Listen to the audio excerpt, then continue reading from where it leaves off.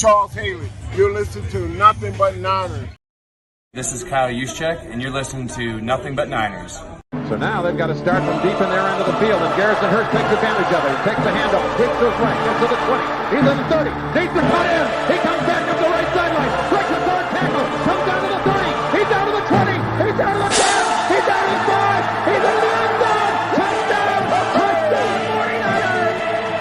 96-yard run from scrimmage. Garrison Hurst breaking tackle after tackle. Swings down the sideline. Throws off bodies like clothes after a marathon. Young, back to throw. In trouble, he's going to be sacked. No, gets away. He runs, gets away again, goes to the 40, gets away again, to the 35, cuts back at the 30, to the 20, the 50, the 10. He died. Touchdown, 49ers. Third down, Alex takes the snap. Alex looking down in post, and it's good. Touchdown! Touchdown, 49ers! It is second down. Ryan takes the snap, throws the flat to the left side. It's Russell intercepted.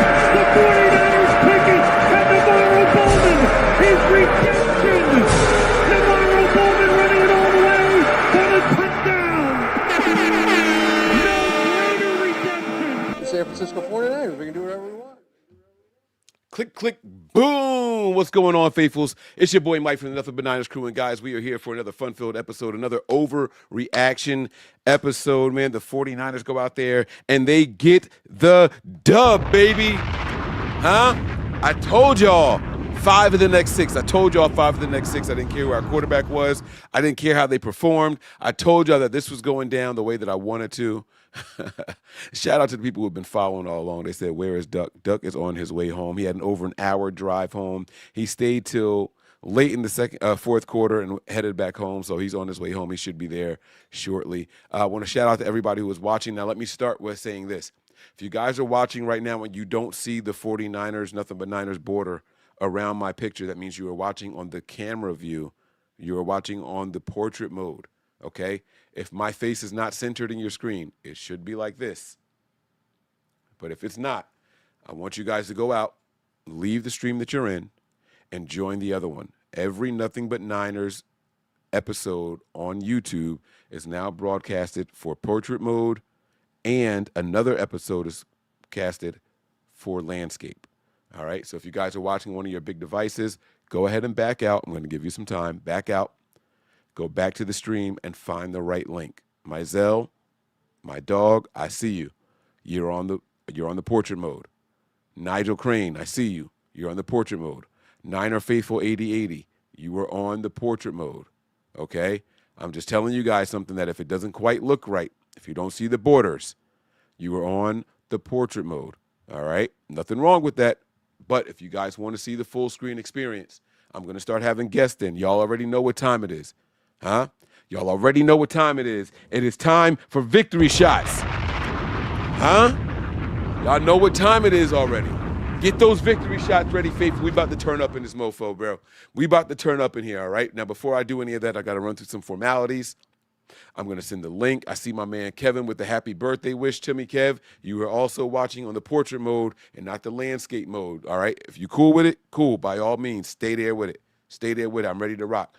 Thank you for the birthday wish, big dog. I sincerely appreciate it. Birthday victory shots, says my man Nigel Crane. You already know how it's going down, baby. You already know how it's going down, all right? I'm going to post the link in here soon, all right? When I post the link in here, that's the link that you guys got to click. You guys join, and we going from there. Okay, I'm no longer grabbing my phone for the rest of the episode. I know that some people want me to send them the links personally and all that. I can't do it now. I got to lock in. We got to get through this. Tonight, there will be no victory poem for my man Dan. I got to get Dan's phone number. I miss my man Dan. I got to get his phone number. All right, but I haven't seen Dan in the chats lately. I hope he's okay. All right, got to get my man Dan back up in here. All right, but my phone usage, it's done.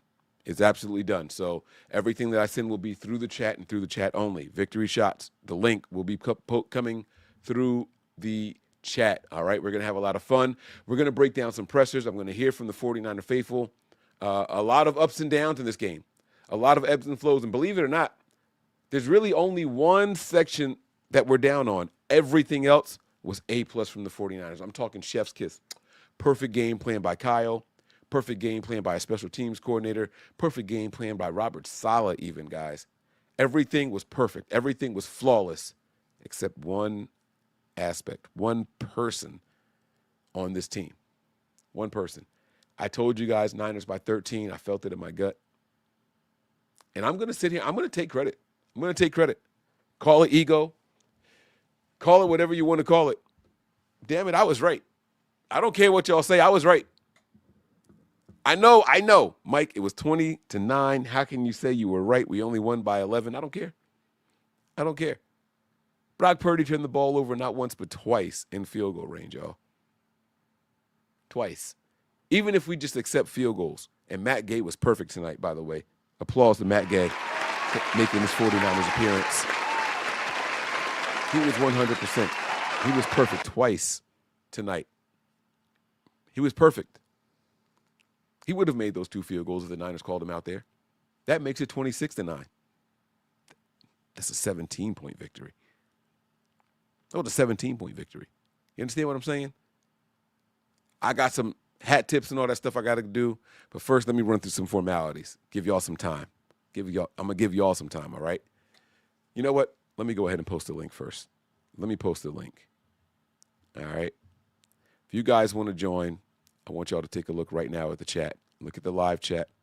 I'll put it in the comment. I'll highlight the comment. Join for victory shots. Join for victory shots and birthday shots.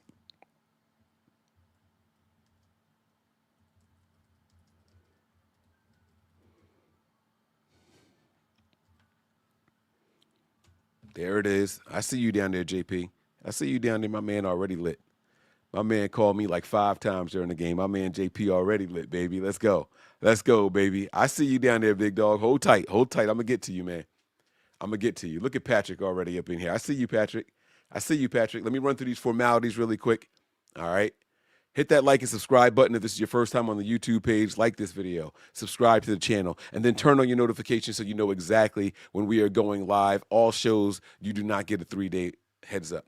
All shows, you do not get a 3-hour heads up. Some shows are impromptu. Sometimes I just feel like talking to my people. I hit go live. If you don't have those notifications turned on, you're going to miss them. It's cool. You can catch them on the rewatch. But the live experience is different. It's different, man. I'm telling y'all something right now, man. Nothing but Niners. We have been here for 8-9 years building this thing up. We've got the best fan base of all 49ers content creators, man. I want to make some noise for y'all out there. The NB Niners crew is deep. They are faithful. We're going to disagree on a lot of shit tonight, y'all. I'm telling y'all right now. We're going to disagree on a lot of shit, and it's cool. It's okay. It's okay. I know one thing we're not going to disagree on. Y'all see that banner behind me? Y'all see that flag over my shoulder? Right? I can't wait to take this down. When I get to take that bad boy down, because it's missing a year, I'll be happy to do it. Can't wait to purchase another one. Give me another shield, baby. I know one thing we're not going to disagree on. Is that right there. All right? I'm ready to disagree. I'm going to give y'all the floor. I'm going to break down the pressers. We're going to do all of that tonight. We're getting back to this old school style. And then tomorrow I'll be back on with my guys from 49ers Hive, so make sure you guys, again, have those notifications set. If you miss anything, it's your fault. Give us a follow on some of our social media platforms. To start with Snapchat and X, those handles are nothing but 9. It's the number 9. All right, 2 hands, 4 fingers on one, 5 on the other. Nothing but 9, ERS. Follow us on all of those over there if you have them. We also have Facebook, Instagram, and Twitch. Those handles are nothing but Niners, spelled all the way out. Get on over there. Get on over there. And last but certainly not least, we had a blast over there today. I had my man Duck for the majority of the game. 75, more than that. 85, more than that. 93% of the game. I had my cousin Duck here, who was a diehard, an avid Panthers fan, rocking with me from start to almost finish. All right. I had my man Tony in there for the first time in a long time. Make sure y'all get there. Come and rock with me, man. Patreon.com/NB9ERS. Bonus content coming back. I've had a lot of stuff going on in my family lately, personal life and all that. Birthdays, funerals, deaths of family members, sicknesses and all that stuff. It's just been a lot going on in my personal life, man. I'm not going to put it all out there, but I've had to deal with a lot. So the bonus content, we kind of took a step back. But I promise y'all we're getting there. I promise y'all we're getting there. All right? So patreon.com/NB9ERS. It's all coming back. I promise you it's all coming back. Don't be the last person to get there. All right? Make sure y'all get there. Now, without further ado, I want to hear from y'all. It's victory shot time, faithful. Get those drinks ready over there. Get those drinks ready. And if you're sober, I applaud sobriety. I'm going to repeat. This is our victory shot segment, but I applaud sobriety. Don't break it for us. It's not worth it. Get yourself some milk. Get yourself some tea. Get an espresso, a shot of coffee. Anything but water. Get some juice. Get some lemonade. I don't care what it is. Anything but water. I heard it's bad luck to cheers with water. But go out there and get it. All right? And if you were going to participate in the victory shot segment tonight, please make sure that you were either in the comfort of your own home or you don't consume too much where it's unsafe for you to operate a motor vehicle to drive back to your destination. I want everybody to be safe. Safety is our top priority. I repeat, safety is our top priority. I want to continue this with you faithful out there. This is something that I want to go on for years with y'all. This victory shot segment is important to me, and it should be important to y'all. Not only do you get to have a drink and toast to the success of your favorite team, but you get to come in and you get to share your thoughts, and that's what it's all about. That's what it's all about. This is a community over here, y'all, and I want to make sure that we enjoy it for many, many years. All right? So let's get ready to do this. Ben Michelle says, how is your brother, big dog? My brother's doing much better. I saw him at my aunt's funeral today.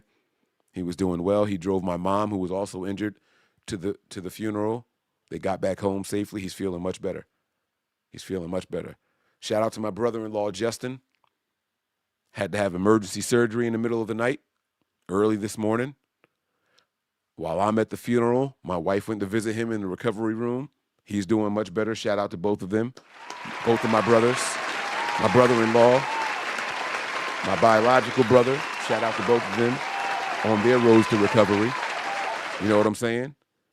That's what it's all about. And I would do the same for all of you guys out there as well. If I hear that you're going through something, I'm here to tip my hat to you guys. I'm here to celebrate with you guys. All right? This ain't just about my blood family. This is not just about my in-laws. If you guys are a part of this here, you guys are family for sure. For sure, for sure. There's the link for you guys who want to join for the victory shots. All right? I'm going to start popping people in here. Y'all get ready down there. Y'all get ready down there, all right? Patrick got the dog head in the... Let's go, man. Oh, y'all about to get me hyped. Y'all about to get me hyped. See my girl Melissa popping the headphones in down there. She getting ready. Huh? Miguel down there getting ready. JP Hellahard down there getting ready. Come on now. Come on now. I don't know where my man Steve is. Steve might be tied up at work. Rosa might be tied up at work. JP Hellahard, he got the drink in hand. Let's go, baby. Huh? Y'all ready to turn? You know what? Without further ado. Without further ado, baby. Let's pop in my faithful, man. Round of applause for the 49er faithful, man. Let's fucking go, baby. Let's go, baby. Hey, look, huh? Talk to me, man. Look. What? Hey, this one here. Hey, look. This one here. Yeah. This one here. Yeah. It's for here. Hey, I want to toast to health and success in your future endeavors. I appreciate that, big dog. I appreciate that for real. I really, really okay. do. Let me figure out how to change this background on the vertical. All right, there we go. There we go. Look, the layout wasn't quite right for the vertical. Hey, look. Screen. There we go. I lost my mom in March. Fuck cancer. But fuck cancer. You know I'm what? with you on that. You know what I'm saying? And I just got served. You feel me? Some papers yesterday. So I'll talk to you about that later. But look, you guys have no idea how much you guys mean to me. You know what I'm saying? Faithful family, man. You know what I'm saying? Because I used to be in the world when things got heavy and stressful, if that makes sense, okay, in my life. I'm with you, big dog. And ever since I've been tapping in, and when I read the book teaches us to not be of the world, to not worship worldly things, okay? You be in it, but not of it. Come on, big dog. I got you. So then I done came a long way, okay? That's right. Growth. While my mom, hey, the measure of a man is how you pick yourself up when you fall down the stairs. Come on, talk to me. Come on now. It's not about the fall. It's about how you react to it, right? Come on. I always remember what my grandma told me. I ain't gonna hold y'all. This is just let me land real quick. What I remember, she said, whatever you go through in life, guess what? Somebody's been through it a million times before you. Somebody's gonna go through it a million times after you, right? Come on. Keep the main thing, and control what you can control. Tim dunking off the glass, fundamentally sound. Hello. Come on, baby. Come on, baby. Let's go. Let's go, baby. I'm with you, big dog. Let's go. Let's go. All right, now listen. It's not hard to be successful, but 9 times out of 10, when you're in the world, you are your worst enemy, if that makes sense, right? Come on. Hey, so I'm saying, be real selective on what you give your energy to. There it is. Always, at the end of the night, repent and get your guidance from Elohim. Bottom line. And then at the top of the morning, while one hand is washing the other, both hands washing the face, tell yourself the uncut truth. Yeah. Ben, where That's you at, how man? I pick myself up out of the world. Come on, Ben. Why you not in here, bro? Come on, Ben. Where you at? Come on, man. Listen, faithful. Hey. To all the faithful that are in the chat right now, listen to this. Listen up. I'm going to give y'all the floor. I'm going to give every single one of y'all the floor. Shout out to the dogs in here, man. I like that, man. No, it's big dogs in here. Hey, y'all know what kind of night it is. Come on, it's big dogs in here. Listen. I'm from Berkeley, California, man. Talk to me. Y'all better get your dogs of the day ready. Y'all thought I forgot about that segment, huh? When I give y'all the floor after this victory shot, y'all better have a dog of the day ready for me, huh? Y'all better have a dog of the day. Somebody out there who speaks Spanish. McCaffrey. Hey, that's your boy, 2-7. Come on now. Big Jersey in the building. Let's go. I hear you. Huh? Let's go. I hear you.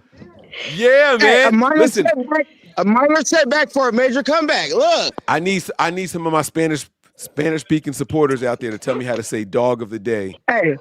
In Spanish. I need to know who knows how to cook bufango. You know what I'm saying? Puerto Rico. Talk to me. All right, let's go ahead and get to it. Come on, here we go. We done held it up long enough. Listen, this is what we're gonna do, all right? Hold up. Y'all get y'all drinks ready. Y'all got them? Y'all got them? Yes, sir. I got them. Let me see them drinks. Come on now, y'all hold them up. I got the first one and the second one. I got nice iced tea for you, Mike. Boy. Let's go. Nice and high. Come on, y'all.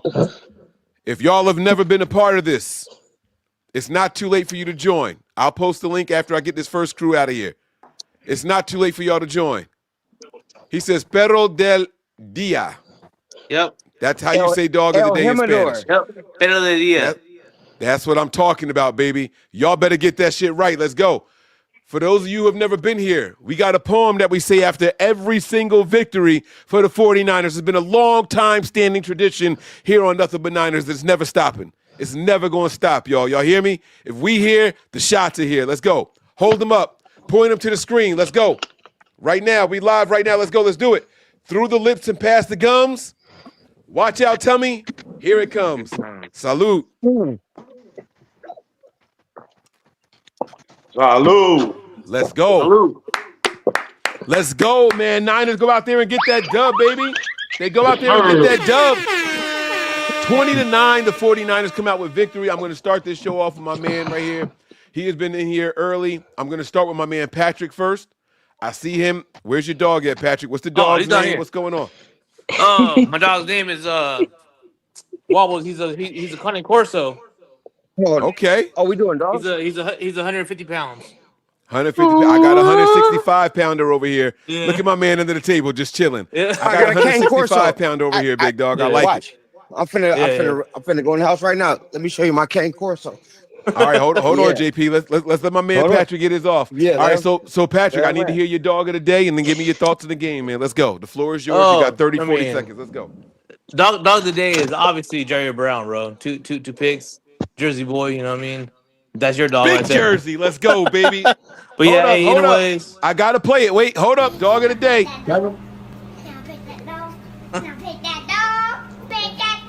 One more. Let's go, baby. Let's go. Jair Brown with his first dog of the day vote on Nothing But Niners history, y'all. We making history over here. Jersey in the building. All right, I'm sorry, Patrick. I'm hype. The floor is yours. Let's go. Like I said, Jair Brown, bro. He balled out. But anyways, hey, y'all have a good night and enjoy the win, bro. That's it. I appreciate you, man. Patrick, thank you so much for jumping in Happy here, man. Thanksgiving, Patrick. Oh, happy Thanksgiving. There you go.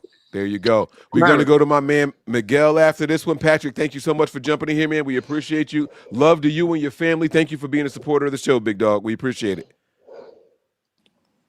All right.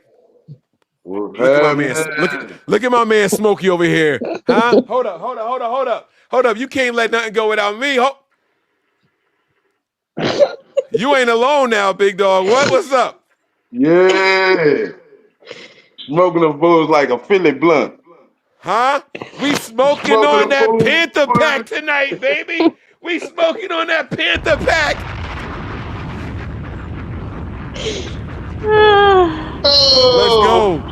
Let's go. Yeah. Oh, yeah. All right, come on, give it to me. I want the dog of the day first. I want the dog of the day first. I'm just going to have to go with the most obvious dog of the day, the most used, most utilized weapon. Got to go with Chris McCaffrey. Got to go with Chris McCaffrey. 31 touches. 31 touches. And man, look, I'm going to say something to all the faithful. I'm saying right now, all them boos in the stadium for our quarterback that been injured all season and came back in his second game and had some mishaps. Fair weather fans, y'all step down, back down. You can have your criticisms and all you want, but that's our quarterback. We believed in him before, and we gonna kick a man when he down. We lift him in and help him and cheer for him and root him on. And y'all saw he didn't have no more interceptions in that second half. So let's have some grace. Let's have some understanding, and let's not be pancake fans. We don't flip flop. We stay stern and firm. We gonna criticize, yeah, but let's not boo our man because he having a bad game. I'm gonna have to respectfully disagree with you on that one, but I'm gonna get mine off later. This ain't about me right now. This is about y'all. I'm gonna respectfully disagree. Anybody want some smoke? Huh? Don't do that, because that sounds like you challenging me. Hold up, I'm with the smoke. Now don't do that. Nah, I'm gonna chill. I'm gonna let you have it. Because let me tell you, Mike will stay up to 3 a.m. fighting people. Let me tell you the truth. This is my hand to God, honest truth. Without those interceptions, the way Kyle Shanahan was locked in, the way that defense was locked in, the 49ers should have put up 51 points tonight. 3 touchdowns Brock Purdy gave up on his own merit. We got to stop making excuses, bro.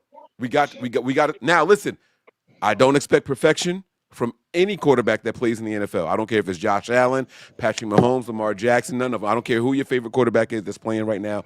I don't expect perfection, right?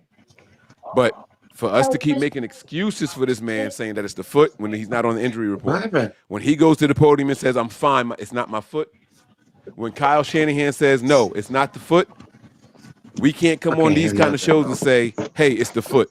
We got to stop that. Mike, it's the rust. He ain't played, but Nah, bro. He ain't played, but how many games this season? 4 games? Don't matter. How many games he played before that? It ain't rust, bro. He know the playbook. He know where the ball's supposed to go. I don't want to hear it. He threw an interception when he could have ran for a first down on one of them joints. He could have threw it to George Kittle. Instead, he tried to take the shot down the field. But Superman tactics on that. Passed up George Kittle. He could have ran for the first down, trying to be Superman, trying to play hero ball. As I said, we can criticize. I don't remember nobody saying he blamed it on his foot. I'm saying great play. The faithful. You're right. You're right. He's never blamed it on the foot. It's the faithful that say, "Oh, he's probably still injured, or maybe he hurt the foot again or re-injured something." But here's my thing. I tell y'all this all the time, and if you ever been a part of the Patreon, I say it during the games when things work in our favor, when things don't work in our favor. I say ball don't lie, and I say it both ways. Right? Last week, Brock Purdy threw 3 passes that should have been intercepted. All 3 of them hit the defenders right in the hands, and they dropped it. When I say ball don't lie, what I mean by that is it's gonna come back. Whether it's in favor of the Niners or against the Niners, it's going to come back. Ball don't lie. This week, how many interceptions did he throw? 3. You guessed it. 3. Ball don't lie. We got away with 3 last week. It was coming back. We coming back down to earth here. Brock Purdy throws interceptable passes every game. Every game. Ball don't lie, big dog. This has been a thing. This ain't just this year. This ain't last year either. Brock Purdy does that. But that's something that you're going to get when you got a guy who has that gunslinger mentality. Now, you got to take the pros and the cons. You got to take the good with the bad. What I'm concerned with, and I'm going to tell y'all now, I'm not doing a presser breakdown just yet, but I'm going to tell y'all now, what I'm concerned with is the fact that Kyle wanted to take the ball out of his hands at the end of that game in the second half. The whole second half, what did Brock have? 7 or 8 attempts? Kyle wasn't feeling Brock, and it was very evident to me. And that's concerning because he left them in the game. If you're not feeling him, why didn't you make the switch? Why didn't you say, hey, sit down and think about this? He didn't do it. Now, the Niners were up by multiple scores, so maybe that's the reason. But Kyle put the team in danger. Kyle was in his bag. Kyle was calling all the right plays all night long. I saw people open all over the field. That Panthers defense may have been more injured than the Niners. How many times we get an opportunity to say that? And we only put up 20 points? That Panthers defense ain't this good. That Panthers defense is not 20 points worthy. I'm not saying bench him for the rest of the season, Nigel. I see your comment here. I'm not saying bench him for the rest of the season, but this game, Brock should have sat down. He should have sat down. He should have sat out a drive.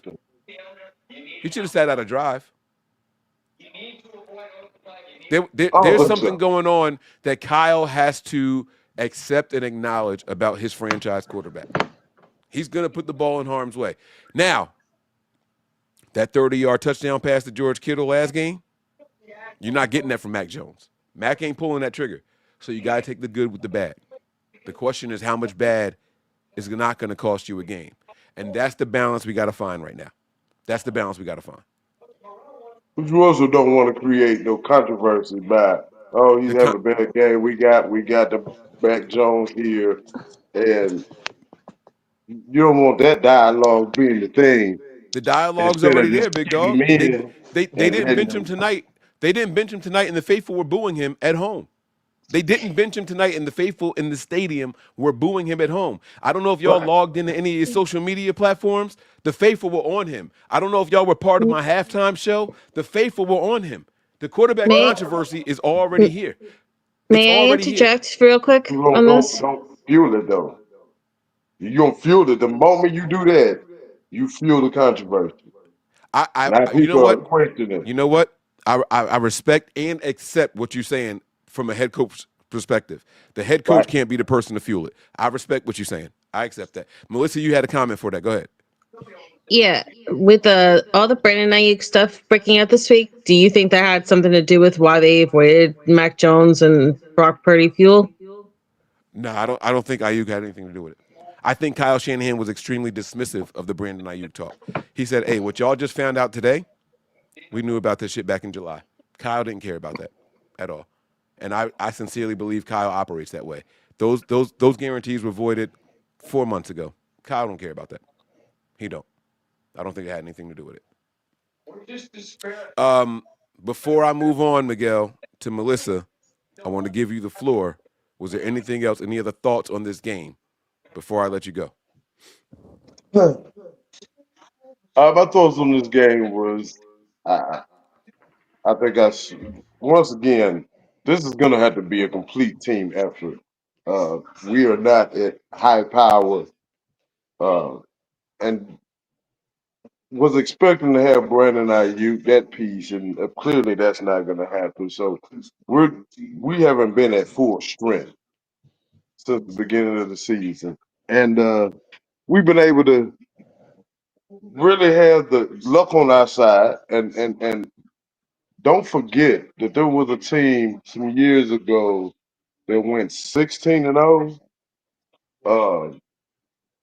And there was this other team that needed a lot of help to get into the playoffs, and they got there, and they managed to get to the Super Bowl and beat the undefeated team in the Super Bowl. And I don't know if their issues was just bad gameplay or injury riddled or whatever that history was, but it's any given Sunday, and we do have the best team in the NFL.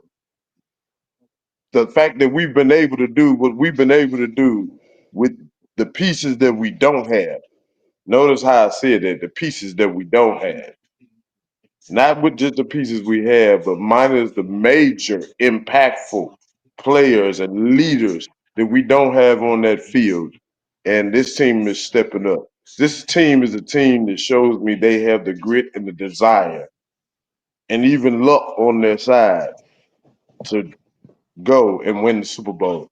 And until we don't, I'm not gonna say no different. Same thing I was saying in the beginning of the season, 17-0 till they tell me different. When they told me different, I had to accept that. But now, I'm telling y'all, faithful. What that mean? You stepping out on what? Like my man's earlier. We stepping out on faith. So we not caring about what is and what ain't. We caring about the faith. When we step out on faith, and with faith, you can't lose. Faith Just is be the ability faithful, to faithful.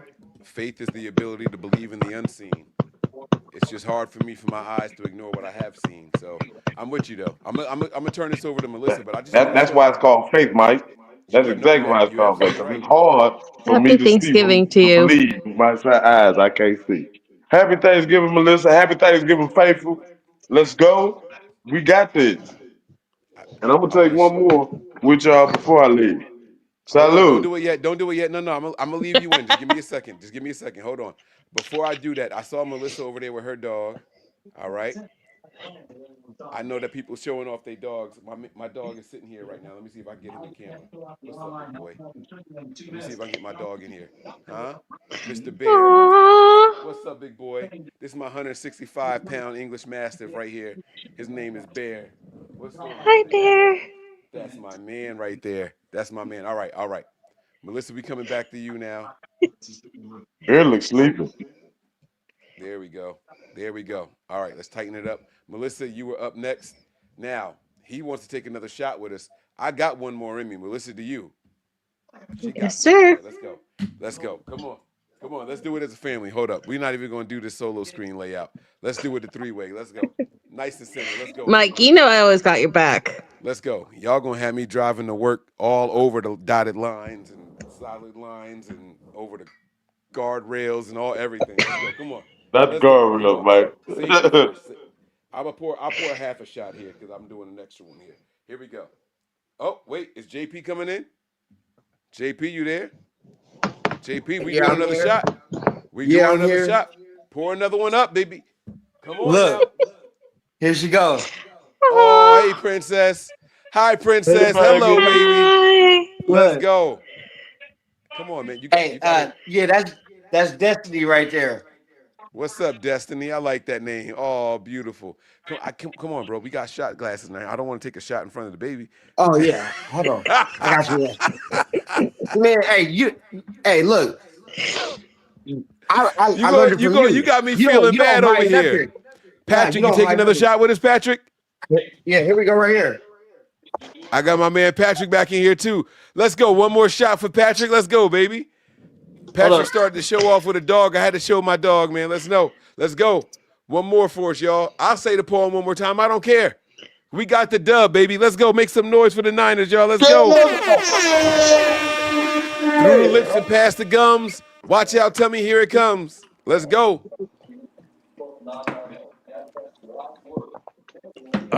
All right. All right. Thank y'all very much. Now, who's up next? We got Melissa up next. There you go. Melissa, I need your dog of the day, baby girl. Let's go. Come on. Don't let me down. Don't let me down. Come on, Melissa. I got 3. No. One for each side of the ball. No. You wait, what did you say? You said 1 for what? Each side of the ball. There's 3 sides of the ball. Okay, you know what? I'll allow it under one condition. Green. You got to start with defense. You got to start with defense, though. All right. I'm going to give it to Keon White. Everyone whined about the trade deadline. Everyone whined that we were having no help on the defensive line, and this guy keeps stepping up silently, deadly, and he's been consistent. So, hey, she's not telling keep no whining lies. about Quinnen Williams and all these other bigger superstars, but no, we got someone who's helping us out. So hold on, you got to explain that because doing his job. Let's go. I wish we would have got Quinnen Williams. I don't. Really? Mike, we live on the East Coast. We've seen what has been helping with those Williams brothers over there. It's not good. Yeah, but I mean, part of that could be. You got to explain that. What did he go for? What was the deal?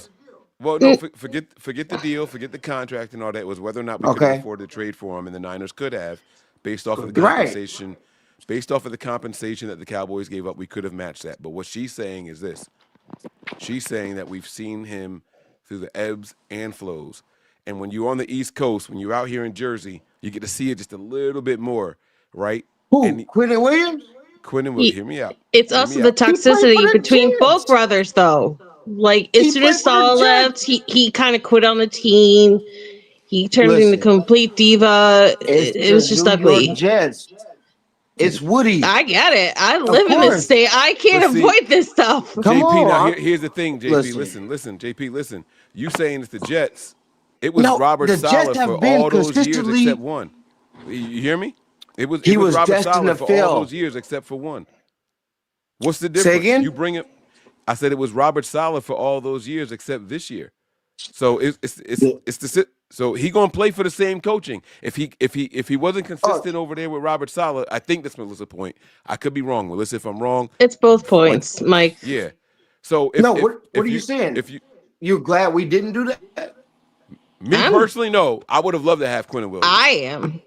Right. But I'm a black sheep. I don't care about our draft picks. I don't want any of them. As long as anything after the 3rd round, trade it. Like, for real. Do you guys know? Hey, can we do a episode where we trace the rules back like cross colors since 2000, since Kyle has gotten here, like the drafts, who we could have got? You know what I'm saying? No.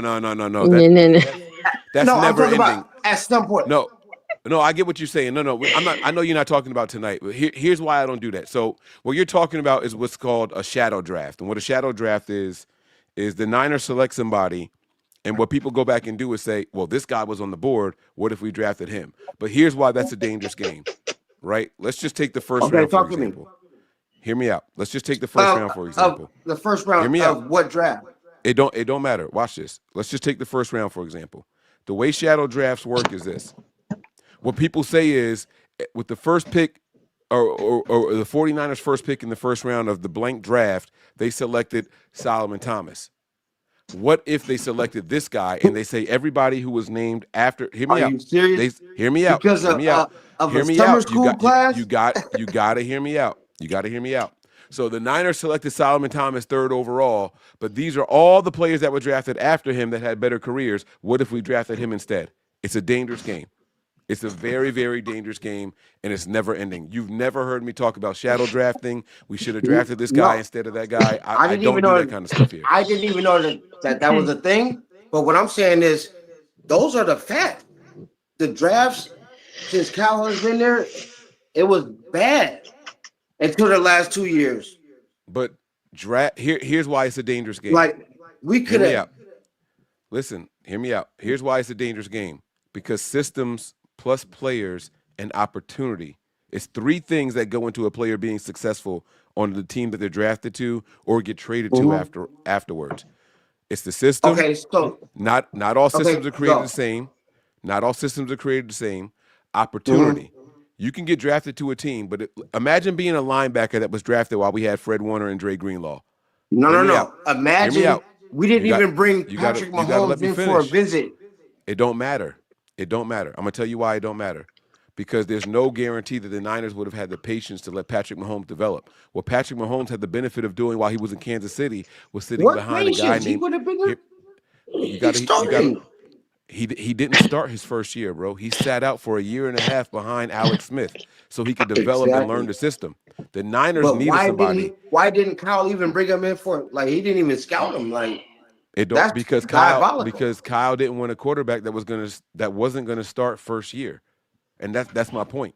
So it depends on where you go. It depends on the system and the patience or opportunity that you have.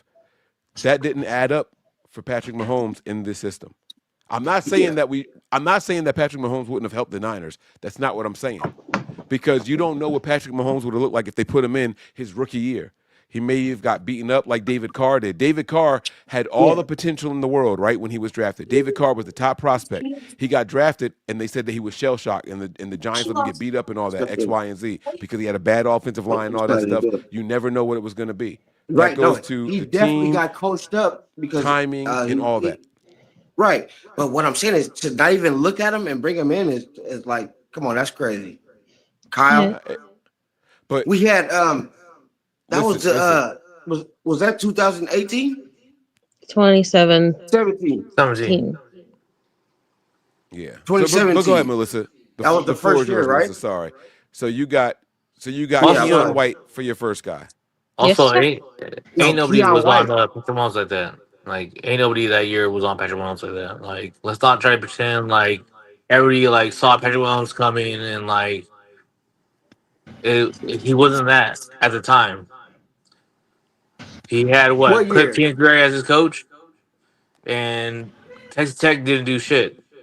So Okay, but what I'm saying is to not even bring him in, and who did we go with? In that was the first pick of Kyle and That was Lynch, yeah, Solomon right? Thomas. I mean, They went with Solomon obviously, Thomas. Because Solomon like Thomas went hindsight, to summer Solomon school with Thomas John Lynch, was terrible. and he's from Stanford. Obviously, yeah, obviously, it's What easy. pick? Like So we picked third, right? No, we had the second That pick. We year. traded back with second the pick, Bears. trade back for the Bears, and they picked Right. Mitch And Trubisky. Mitch Trubisky, yeah. Yeah, I'm glad. So, Okay. all right, I mean, hold on, fellas. Hold on. Let's give Melissa the floor back. She's got two more. Yeah. Okay, I'm sorry. She got two more Sorry, dogs. Go ahead, Melissa. So you got your defensive one, Keon White. Okay, special teams, it's Nick Martin. Oh yeah, I like that one. Hold on. I like that one. What? Pet that damn dog. Let's go. Let's go. Nick Martin was on his shit tonight, yo. Dreadlocks flying all over the field. The man was making plays, baby. Yes, Nick Martin was doing this thing. All right, I like that. I like that one. Let's go. And you got one on offense too. Come on now. Come on. You know who it's gonna be. What are you doing? Hey, now His number is 15. Jawan Jennings. I've been waiting. Oh, Mr. Nut Punch himself. Mr. Nut Punch himself. I knew you were gonna say that too. He got punched in the sack. By the way, Jawan Jennings is the dumbest motherfucker I've ever seen in my life. Mike, I'm sorry. You just be fair. I take it back. I take it back. To be fair. He's no dumber than To be fair, Jalen Ramsey was exonerated once the footage got viral with Jamar Chase spitting on him. Dak Prescott might have started it, but Jalen Carter obviously spat at him. Uh-huh. I think this is going to help Jawan Jennings because there's a precedent for it. Let me tell you why you're wrong. Let me tell you why you're wrong. Everything you said was correct, right? Everything you said was correct. Jalen Ramsey did his thing, but you saw Jamar Chase spit on him first. So Jalen Ramsey got off. Dak Prescott and Jalen Carter, what was his name? Jalen Carter. Yeah, it was Carter, right? Here's the difference. All of that happened on the same play. Jawan Jennings then went to the sideline. Waited. And then after the game, decided to punch a dude. It didn't happen in the moment. It did not happen in the moment, which means that he purposely premeditated his actions. Jawan Jennings will not be playing for the 49ers when it's time for us to play the Cleveland Browns. I'm telling y'all right now. If he had done it in the moment, if he had have done it in the moment, I'd be on your side. And the film would have go ahead and told the story. But what happened was there was a whole 2 plays after that, or a play after that. And then he found him. He walked up to him afterwards. So that means y'all were separated. You got back into formation. No, forget formation. Y'all were separated. You went into the huddle. You got back into formation. You took the knee, and then you sought him out after the game. This is going to be a dual suspension.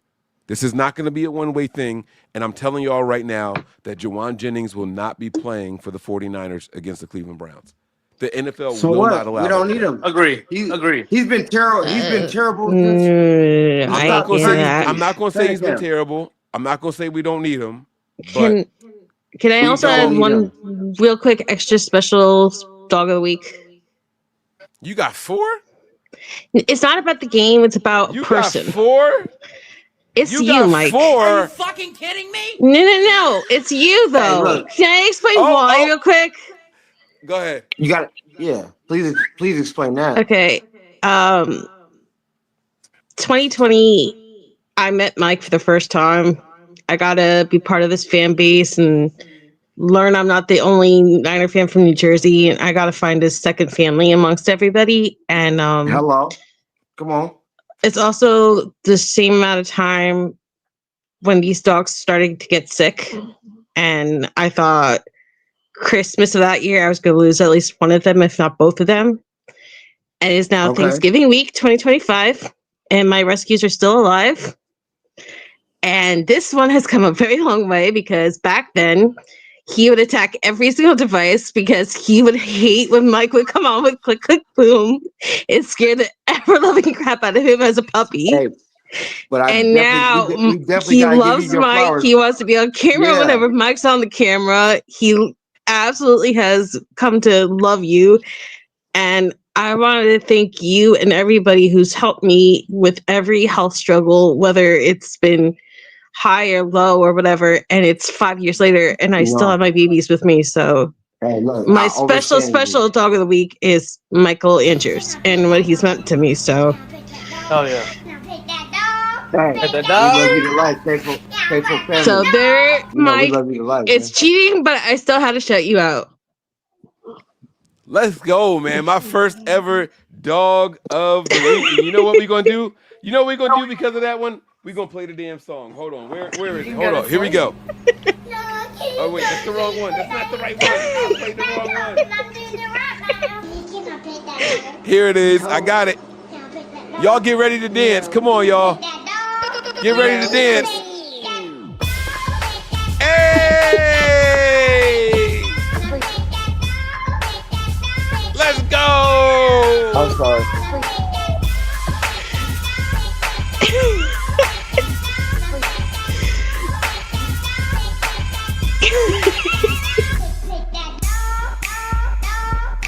Oh, let's go! Okay. That's enough. All right. JP, man, we got to get to you, bro. We got to get to you, man.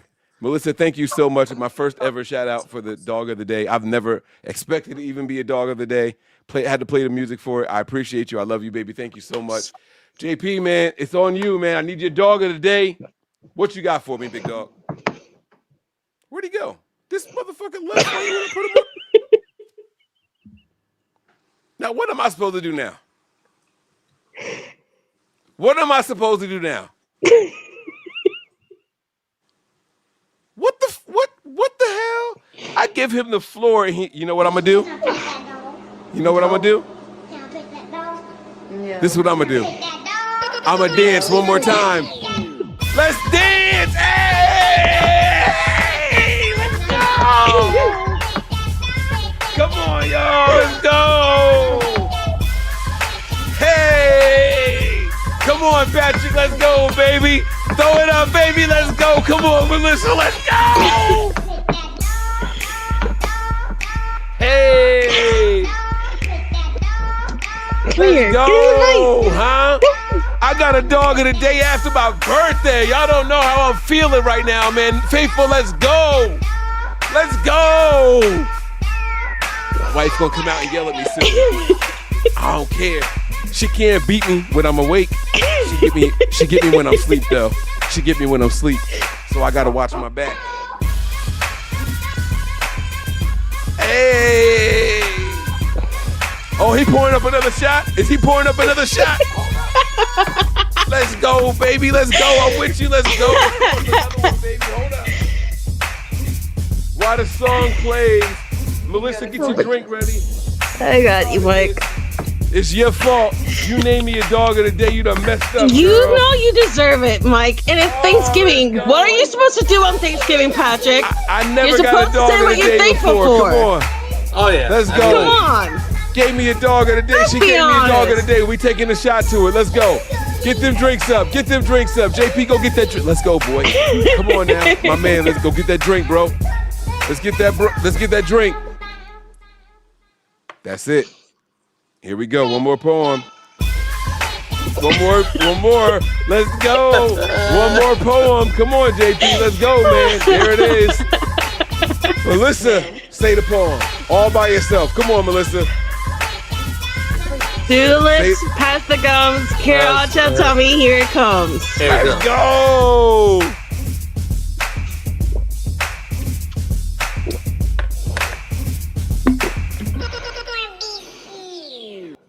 All right. Okay. Whew. Y'all got it. Y'all gonna get me in trouble. Hey, hold on. Before you go, hey, play this one song for me real quick. I can't play a real song. I get banned from YouTube. I can't play a real song. Just type it into YouTube. I'm not telling you I'm not physically able to do it. I'm saying that I can't play real music. They get me for it. That's not a real song that I just played. No, I'm talking about it's a church song. Please. It's not about if it's licensed, I can't play it. It's not licensed. All right, what you got? You got 20 seconds. Come on, go. All right, 20 seconds. Type in APTTH.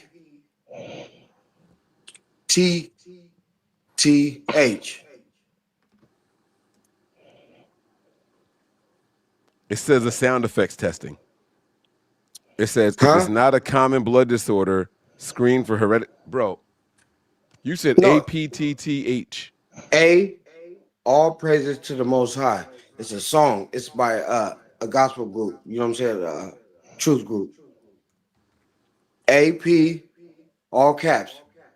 All praises. All right, this is what I got for you. Look, this is what the Most High. Y'all, I'm gonna get banned for the most silly stuff. I swear. Hold on, no, I got you. Take a look. That. Wait, JP, look at the screen. Tell me which one it is. I'm gonna play 20 seconds of it. If I get banned, bro, if I get playing for playing a gospel song, come on, man. No, look, is it right here? Yes, that's what. There it is, right there. Yes. Oh shit! They play. Wait. Uh-oh. Michael get banned just for that. Hold on. You don't have premium YouTube? No, I ain't got no. I wish I would pay for no commercials when I can hit skip after 5 seconds. I wish I would. Y'all tripping. All right, y'all ready? Here we go. Give me your email. I'll send it to you. Here it is. 20. Turn it up.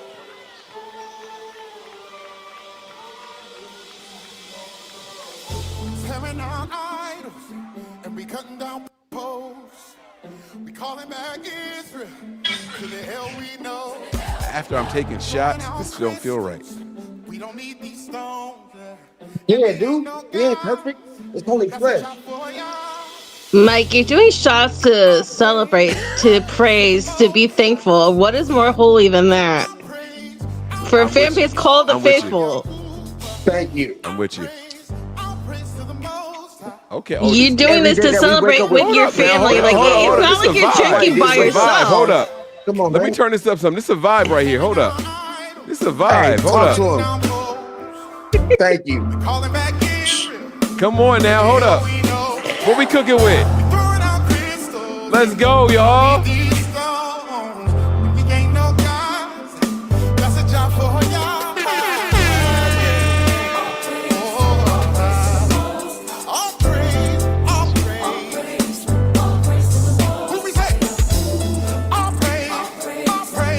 Yeah, I like this. Okay. Come on, man. Talk to me.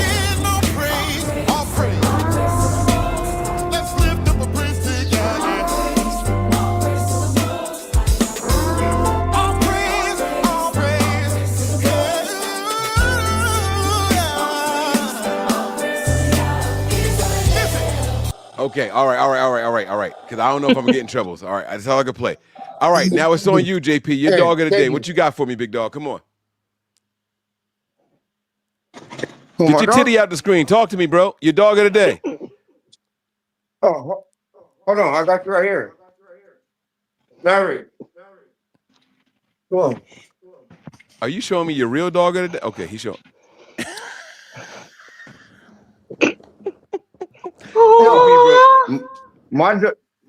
Hey, look. My dog of the day is Brock Purdy. No, it's not. I'm not. No. Oh, you know what? All right. You know why? He lying to me, but I'm gonna play it. Why? I'm gonna play it. No, I'm gonna play it. It's cool. I'm gonna play it. It's cool. I'm gonna play it. He don't even believe what he's saying. Go ahead. Yes, I do. You know, I gotta tell you why.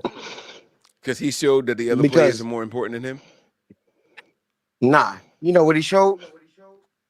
That he's trash. Sit his ass down. Nah, not that he's trash. He has been trash for sure.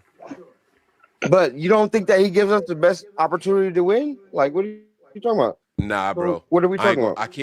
I ain't gonna hold you, bro. And listen, I'm all for people believing in whoever they believe in, right? But Brock Purdy's do you know what his stat line was?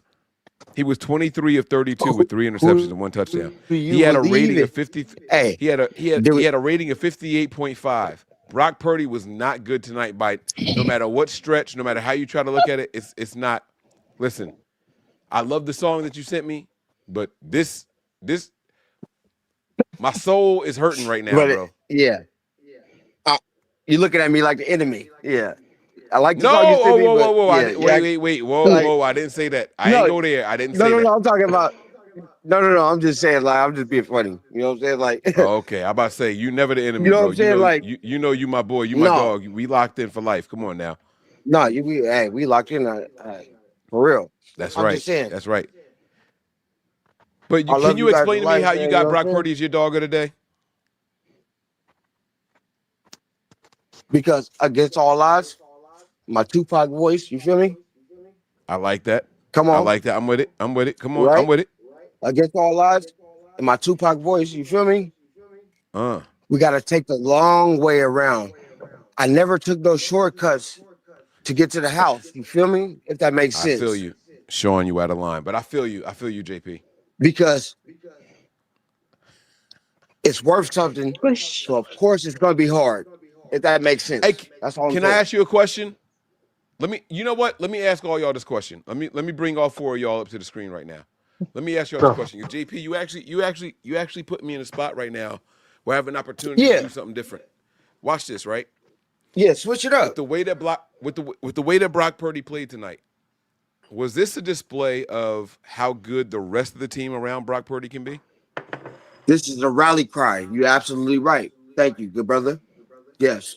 Because this is holding each other accountable against all odds. Yes, it is. We were destined to fail. Our season should have been over, right? This was overcoming. Hey, the coaches all are types earning of their adversity. goddamn money. Yes, thank you. And you've been said that. It's a minor setback for a major comeback. Yep. I got to give you your flowers. This was all kinds of adversity, right? The defense should have folded. The defense said, hey, we gave y'all chance after chance after chance, and Brock kept giving them the ball back. And they didn't break. And it was early. Y'all. I don't know if y'all realize this or not, but Brock Purdy had his 3 interceptions in the first quarter. I mean, in the first half. You. In the first half, and the score at halftime was 10-3. It was 10-7, 10-3. Yeah. It was 10-3. You know what I'm saying? Like the Niners led from start to finish in this game with Brock Purdy playing the way that he played. That's what I'm saying. We had a Christian McCaffrey fumble we had to overcome.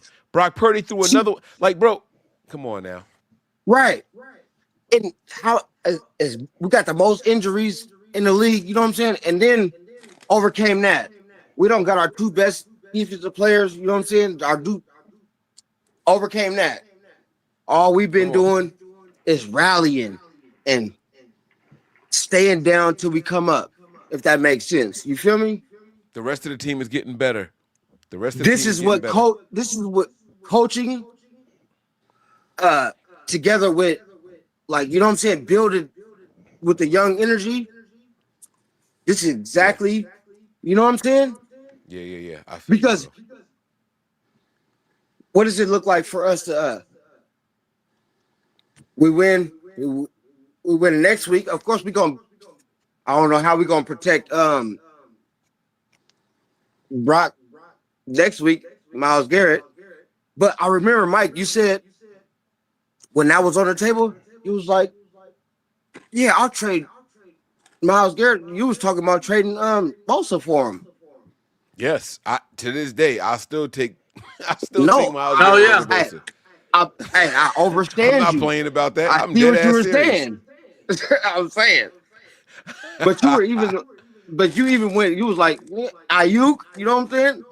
Give them whoever they want. Right. Whatever it takes. Before he started back. Got you know what I'm Myles saying? Garrett for sure. Absolutely. Hey, Mike, but that's why right now, like, people are like, don't trade Mac Jones. I'm like, trade Mac Jones. Like, instantly. Whatever you can get in the offseason, get what you can get. Because you guys explain that. Right now, though? Yeah, so even right now, you can't trade him right now. You can't trade right now because that's the what trade I'm deadline saying. is over. Yeah, no. In the offseason. Yeah, so in the offseason, when day one comes and you're allowed to trade players, here's my thing. If the Niners stick with Brock Purdy to start the Browns game after this performance he had, they're never going to bench him. The only way Brock Purdy comes out is due to injury. So, in a game that he was clean, I'm glad you hear said me out. that. In a game that he was clean with no hits, no hurries, and no sacks, he still threw interceptions. He still threw 3 interceptions, and Kyle's going to stick with him. That tells me you don't need to hold on to Mac Jones. Yeah. Mac Jones' stock is never going to be higher than what it is right now. It was draft day, and it was today. Yep. Those are the highest his stocks have ever been. It wasn't after his stint with the Jaguars. Nobody believed in him. That's why we got him for the deal that we got him for, 2 years, $7 million. You understand what I'm saying? Right now, Mac Jones' stock is as high as it's ever been. You're saying. So when the season starts next year, if somebody hits the door for the Niners and say, hey, we got a second-round pick for you, Mac Jones got to go. Send his ass. Because if this game right here from Brock Purdy isn't going to get Brock Purdy benched, there's no need to hold on to a guy like Mac Jones. Brock Purdy's not going to get benched. That tells me that Kyle because Shanahan is going to go down with the ship, and the ship is Brock Purdy. Mm-hmm. That's what that tells me. We're going to win the Super Bowl in February, brother. This year? Yes. 2026.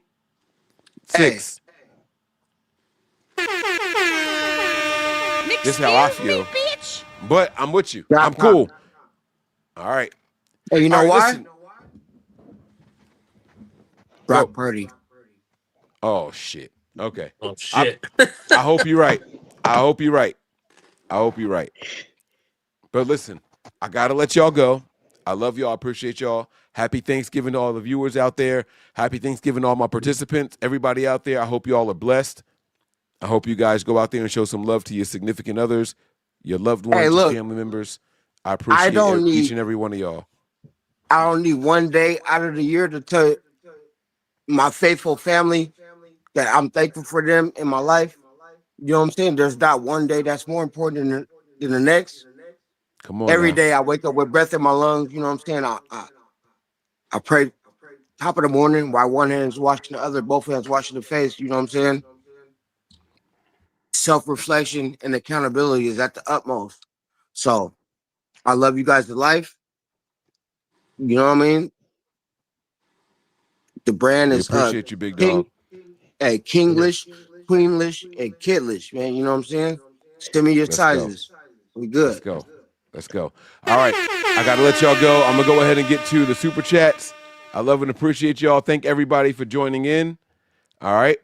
I'm going to go ahead and do the super chat segment, and then I'm going to break down these pressers after the game here. So Y'all have been A+. Y'all been phenomenal all the way through. I got a lot of things to get through. Kyle Shanahan came out and he spoke to the media. I cannot wait to break that down. Shout out to my people who joined for the show, for the victory shots. Okay.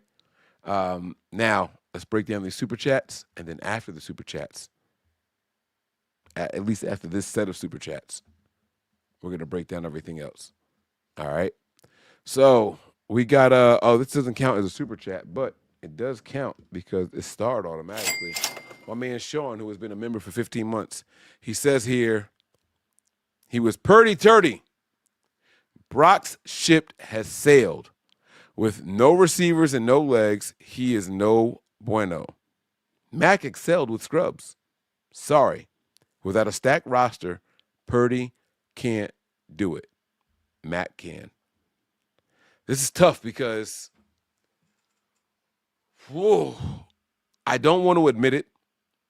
I would like to say that this was a bad game, but personally, I sincerely believe that this is who Brock Purdy is. I think this is what we got to deal with. Ali, I see you down there. I'll bring you in when I start the pressers. Stay right there, bro. All right? I sincerely believe that this is who Brock Purdy is. And I'm not saying he's going to throw 3 interceptions every game. He's going to throw 3 passes that should be intercepted every game, though. I do believe that. At least 2. 2 is the minimum. He's going to do it. 1 in every half of every game he plays for the rest of the season. Now, whether or not they pick it off is different because there was a dropped one in the second half. I don't know who he was throwing the ball to. It should have been picked. They dropped it. It's cool. He should have had 4 interceptions. We're not going to win many games like that. If your quarterback is going out there and he's throwing 3 interceptions, 4 interceptions, or 4 passes that should have been intercepted, we're not going to win many games like that. And that's who I believe Brock Purdy to be right now. I've seen more negative when it comes to interceptions than I have seen positive. If Brock Purdy was going out there every day and throwing 6 touchdown passes, but throwing 4 interceptions, I'd be like, hey, that ratio is one I could rock with. But it's not. It's not. He's not doing it. He's not getting there. He's not. Kyle called the perfect game plan today. The perfect game plan. With those picks that Brock Purdy threw, if he threw it in front of the receivers instead of behind them, or instead of at them, the Niners are good. So, Sean, I understand what you're saying here. I do. It was all on Purdy. He said Purdy will lose his money like I puked did. Come on, Parag. He's cheering for Prague to find a way to void the contract or the guarantees like he did for Brandon Ayuk. That's dangerous. That's scary. It's another super chat. So I don't know if I played the ching ching or not, but I'll play it now. And this is your second one, so I'll play the bomb. That's scary. That's dangerous. It really, really is. Sean came right back. He came right back. He had a lot to say in this episode. He said, Melissa, can't count said 3 Mike. I don't know what that means. We had 15 and counting. Melissa can't count said 3 Mike. I don't know. I've been drinking a lot, but I'll drop the bombs, the horns. I don't know what the hell this one is. Blame it on the alcohol. Blame it on that. All right. And then Sean comes back with another one. Wait, what? Are you fucking kidding me? Excuse me, bitch. JP so drunk, he kicking himself off and music liable. Yeah, I mean, I don't know if I'm going to get banned for that stream, but thank you for these super chats. At least I'll make some money off of tonight's episode. I don't know. Thank you for the super chats. I don't know. He said it wasn't licensed, so I'm going to take it. And then we got my man Nigel with his first super chat of the night. Thank you, Nigel. He says, Mike, who is your dog? Hope you had a great B-Day. My birthday was absolutely fantastic. I woke up in the morning. My kids brought me gifts. I'm lying. Let me rewind. I went out the night before my birthday. I got home after 12. 2 of my kids were still awake, and they came down with gifts for me. Dad, it's officially your birthday. Here you go. One of the gifts that they gave me was a gift that I have needed for so long. I'm going to show you guys what it was. This may look like nothing to you, but I drink a lot of water throughout the day. I have an hour-plus drive to work one direction every single day. And so when I get a little bottle of water, I finish it, and I drive, and I'm thirsty. And I have this bad habit that I found out actually may be hereditary, where I chew the inside of my mouth. I chew my jaws. It's the nastiest thing. I chew my jaws, my cheeks, my lips. If I flip my lip right now, you guys will be able to see all the scars in there because I pull and peel the skin off. And like I just spit it out. It's the Here, I'll show you. Can you guys see the discoloration? It's all right. Anyway, even if you can't. But if I don't have something to drink or something to chew on, that's what I do, and I don't notice I'm doing it. So what I need is something to keep my mouth occupied. Sunflower seeds, drink, right? I need something to constantly sip on or chew on while I'm driving. And so I needed a huge cup. This is 50 ounces. It fits in a regular cup holder because the base is small. It comes with a metal straw, but I hate metal straws. It comes with silicone tips, and there's just so much. You can drink off the edge. This is the coolest cup I've ever seen in my entire life. If you guys don't have one, I strongly suggest you go out there and get one. And don't just look for a tumbler. It's insulated. It keeps ice cold and still frozen for over 48 hours. Over 2 days, it'll keep your ice frozen. This is the most incredible thing I've ever gotten. I've been using it nonstop since I got it as a birthday gift. It's still got something in it. It's still cold. It's my baby. So my kids brought me gifts. And then I go to bed, and I wake up in the morning, and my other kids bring me gifts, and my wife gives me gifts. And my wife says, I know you got people coming over tomorrow for the game. I'm buying you dinner. What do you want? And I said, baby, I want a whole bunch of wings. I got family and friends coming over. I want a whole bunch of wings. And she did. She did it. She brought me over $100 worth of wings tonight for dinner. My wife has been A+. My birthday was absolutely fantastic. And on the day of, after I woke up, I said, hey, Mom, what are you doing?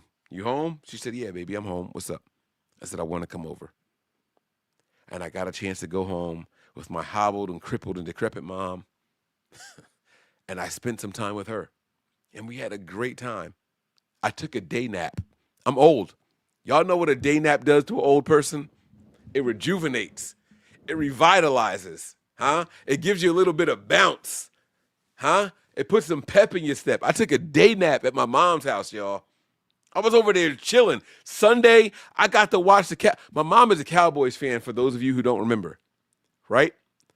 And I had the Eagles and Cowboys game on, and I said, Mom, your Cowboys are getting worked. They're getting worked. Y'all know what she said to me with all the confidence in the world? It wasn't even like bravado or confidence or smugness or arrogance or nothing. She was like, it's okay, we'll come back in the second half. And I'm like, yo, this lady is crazy. She's a Cowboys fan. I was like, yo, this lady's crazy. It's 21-0. Like, what are you talking about? Do y'all know that the Cowboys came back and won that damn game? They scored 24 unanswered points. Here's my point with what I'm saying. If you take all of the bitterness out of your system, life happens, and you'll be able to deal with it. And she wasn't worried about the score.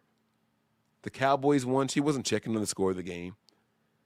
After the game was over, she's like, hey, what happened in the game? I said, Mom, they won. She was like, see, I told you. But if they had a loss, you know what her reaction would have been? Oh, well. I strive to get to that level of peace. That is a level of acceptance that tells you that it doesn't matter what goes on in the outside world. As long as your household is okay, you're okay. So I got to spend time with my mom, my baby brother. My wife was there. She made me the cake I made. I have this thing where I don't like a lot of cakes, but I love a cake that has butterscotch icing. And they stopped making butterscotch icing in the stores. So my wife makes it from scratch every single year. best piece of cake I've ever had in my life. She made it. I can't say it out loud because she'll come out and be like, yeah, that's what I thought. I can't say it out loud. I want her to hear me. But it was the best piece of cake I have ever had in my life. It was so good. I got like 6 more pieces in there right now. I'm going to go tear them up as soon as the show is over. I might actually eat one while Kyle Shanahan is talking because I got the pressures coming up after this. I'm going to bring my man Ali in so I could get his thoughts, but it was that good. My birthday was great. My family, healthy and happy. My immediate family, healthy and happy. What more could you want? As a man, what more could you want? It was a great birthday. So thank you, Nigel. I appreciate you. Sean has another.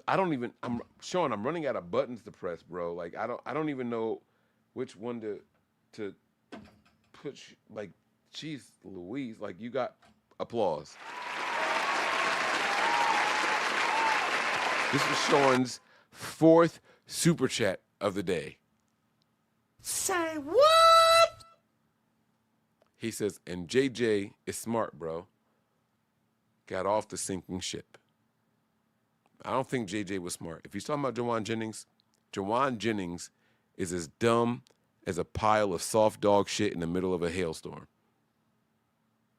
There's no way he should have went back out there in the middle of the field and punched my man in the helmet.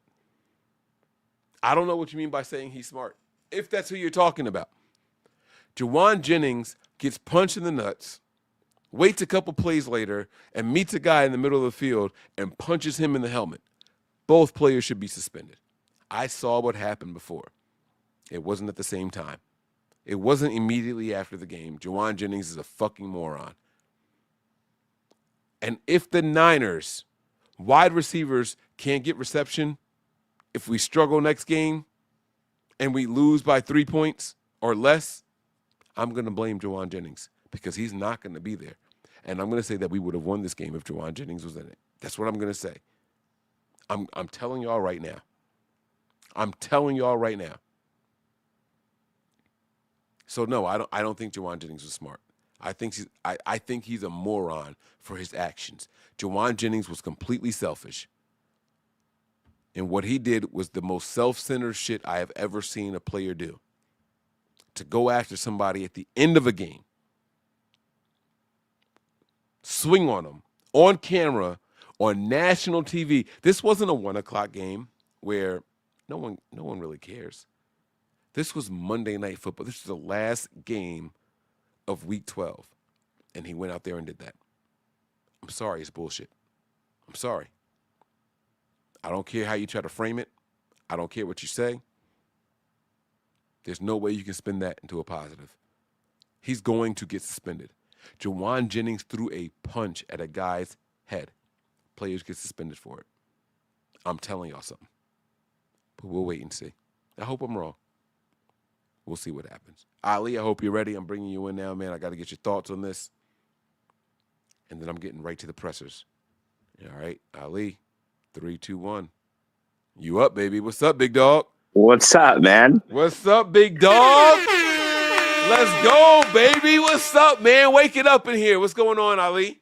Yo, man. I just have to say, were you at like an English major, or what did you do when you go to university? Oh yeah, when I was in college, I was a marketing guy. I was marketing and advertising. That was my major. That was your major? Which university did you go to? Well, I went to Mercer County Community College. Don't you better say Hard Knocks University. I mean, it was college. It was advanced. It was community college. It wasn't a university. But I did hang out at Rutgers. I didn't graduate. I dropped out. I don't have a degree. But yeah, that's where I was. But why do you ask that? Like what? So the reason why I'm asking is because, dude, when you're telling the story, it's just something about you. Like you just get so like you're like a poet, man. You just get so wrapped up in how beautifully you tell the story from start to finish. You drop in these little subtle, you tie it all together, and I could listen to you talk, and that's why this channel is so successful and why it works and why you have the following that you do, is because I could literally listen to you talk for hours and hours on end and just like see how, like, tell a story. You could probably tell a story about how a guy taking a shit isn't interesting, and and we'd all sit there like and then what'd he do? On the edge of your seat, huh? Yeah. I like it. Hey, thank you, man. I appreciate it, man. That's good. That's yeah. good. Yeah. I wanted to get into broadcasting. I wanted to be like an anchor or something like that. Like I wanted to get involved in the TV, but I did a couple of commercials, and that was pretty much it, man. That was pretty much it for me. Shit, man. No, that was you had me. I was enjoying that little birthday story you told. It was beautiful. You know how your kids came down, brought you something, and then you guys spent the days with your moms, and it was just a beautiful day. And then the Niners wrapped up the beautiful birthday week with that's right, with a win. Right. Yeah, man. Let's make some noise for that right there. Right? We went out there and got the win, man. I love my Niners. I mean, I don't know how else I can make this weekend any better. Listen, this is the weekend that I also buried my aunt. We laid her to rest today. I had a funeral earlier today. But like the spirits were high. The spirits were high. The people closest to her, last time I saw them, they were laughing and having a good time. So I think that's how you want to end a weekend. With all the adversity that my family faced this weekend, my brother-in-law, he had something in his stomach ruptured. He required emergency surgery. And my wife went to see him while I went to a funeral, right? We're looking at two negative situations, and everybody walks out with smiles on their faces. Like that. That's it, man. That's what it's all about. So I'm not gonna complain. It's a tough time, and whenever you say goodbye to someone, but it's how they're remembered, right? And that's it. And what's crazy? I talked to my aunt that passed away. So the one that we laid to rest today, I talked to her the night before she passed away. The doctors called the family and they said, "Hey, listen, she's refusing to go through dialysis, emergency dialysis. She's not going to make it another 24 hours. There's no way if she doesn't take the emergency dialysis." And she told them straight up, "I'm ready to go. It's okay.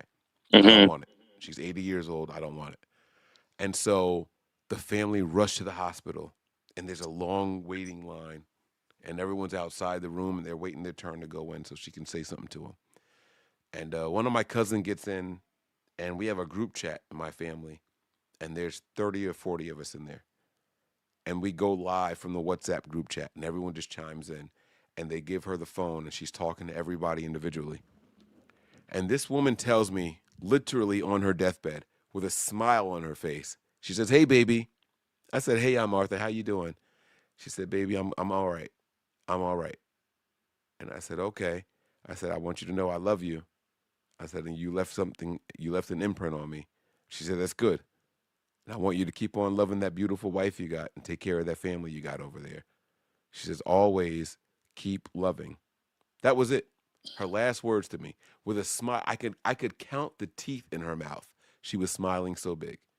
Ali, that's how I want to go out, bro. Like, it was beautiful. Yeah. It was absolutely beautiful. She wasn't sad. She wasn't depressed. She wasn't scared. Like, that's what it's all about to me, man. Keep loving that wife and take care of that family. Just do things the right way. You're going to be all right. Bro, I got no worries, man. This has been a great weekend for me. It's been a great weekend for me. Yeah, no. That's emotional. It's great. And, I'm sure your aunt is a special place in everyone's in your family's hearts and everyone she impacted. And I know that everyone watching the show is, saying a special prayer for her too. So. Yeah. Thank you, guys. Thank you. But we got to get back to this Niners ball thing, man. Listen, yeah, bro, this game happened. Brock Purdy wasn't great, but everything else, I sincerely think everything else was really, really good. What are your thoughts on it, man? From an outside perspective, I've shared my thoughts. I want to hear from you.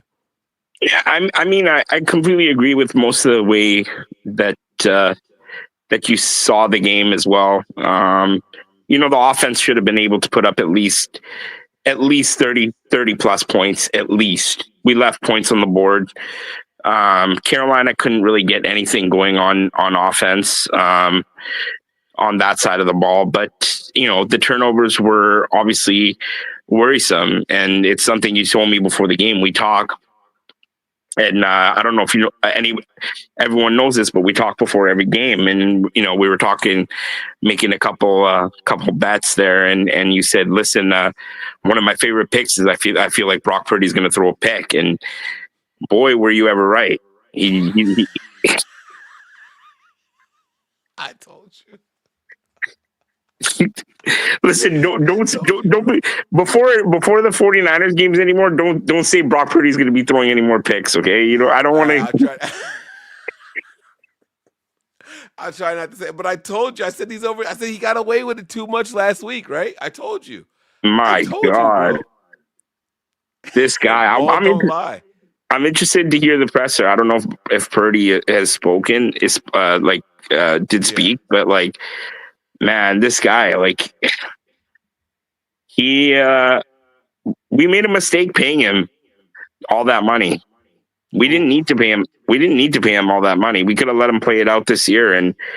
And trust me, if this is the result we would have seen, another injured year from him, and the result we would have seen, he would be getting a lot less money, or he might not even be on this team next year if we didn't pay him. And now we're tied to him for at least a couple more years. I don't know. I don't know. I like some of what he does. He's a mobile QB. He thinks he's more than he is sometimes by becoming a gunslinger. He can distribute the ball. He's not a bad quarterback.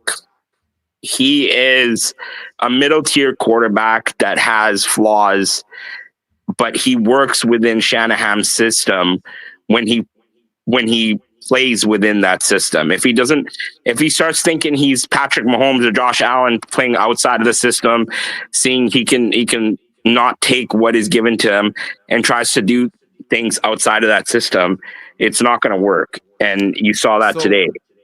Well, I don't know if we saw that today. I don't know that we saw that today. And here's why.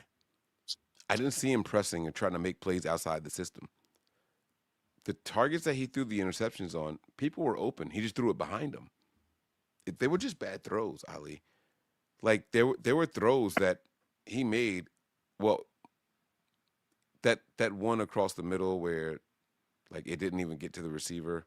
It was kind of behind him, and then the linebacker jump or the safety jump. I don't know what position the guy was, but he jumps up and catches it. It wasn't the end zone one. Everybody that he was throwing the ball to had plenty of space around them. Everyone. There was nobody that was tight coverage, 50-50. It was if he threw it to them in stride, it's an easy completion. So I don't even think that Brock Purdy was operating outside of the system. I think that what people fail to realize about this guy is that he is going to put the ball in harm's way. He's not the most accurate passer. And we want to chalk it up that he's accurate if we can keep it within this realm, 4 to 15 yards or whatever. That's not NFL. That's not NFL ball.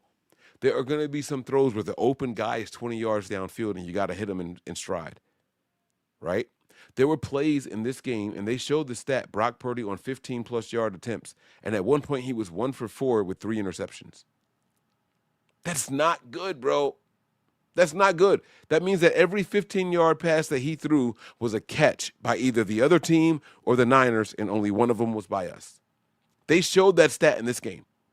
I'm not making it up. I'm telling y'all what they showed. But those 3 passes, had he led the receiver or threw it in the motion that the receiver was going, it's a big gain. It's a huge gain. And we're celebrating, we're pounding our chest saying, yeah, that's why that guy is back. That's why he's back. He has the mentality, but the body just ain't getting the ball where it needs to go. That's all. Yeah, I mean, it's hard to argue there with that. It's just, I don't know. I don't want to get too down this rabbit hole with Purdy right now because, we got pressers to watch, and we got, I just want to give you my 2 cents on the game, but I'll give you my dog of the day, and then we can get to to the pressers. My dog of the day is going to be Robert Saleh. Yes.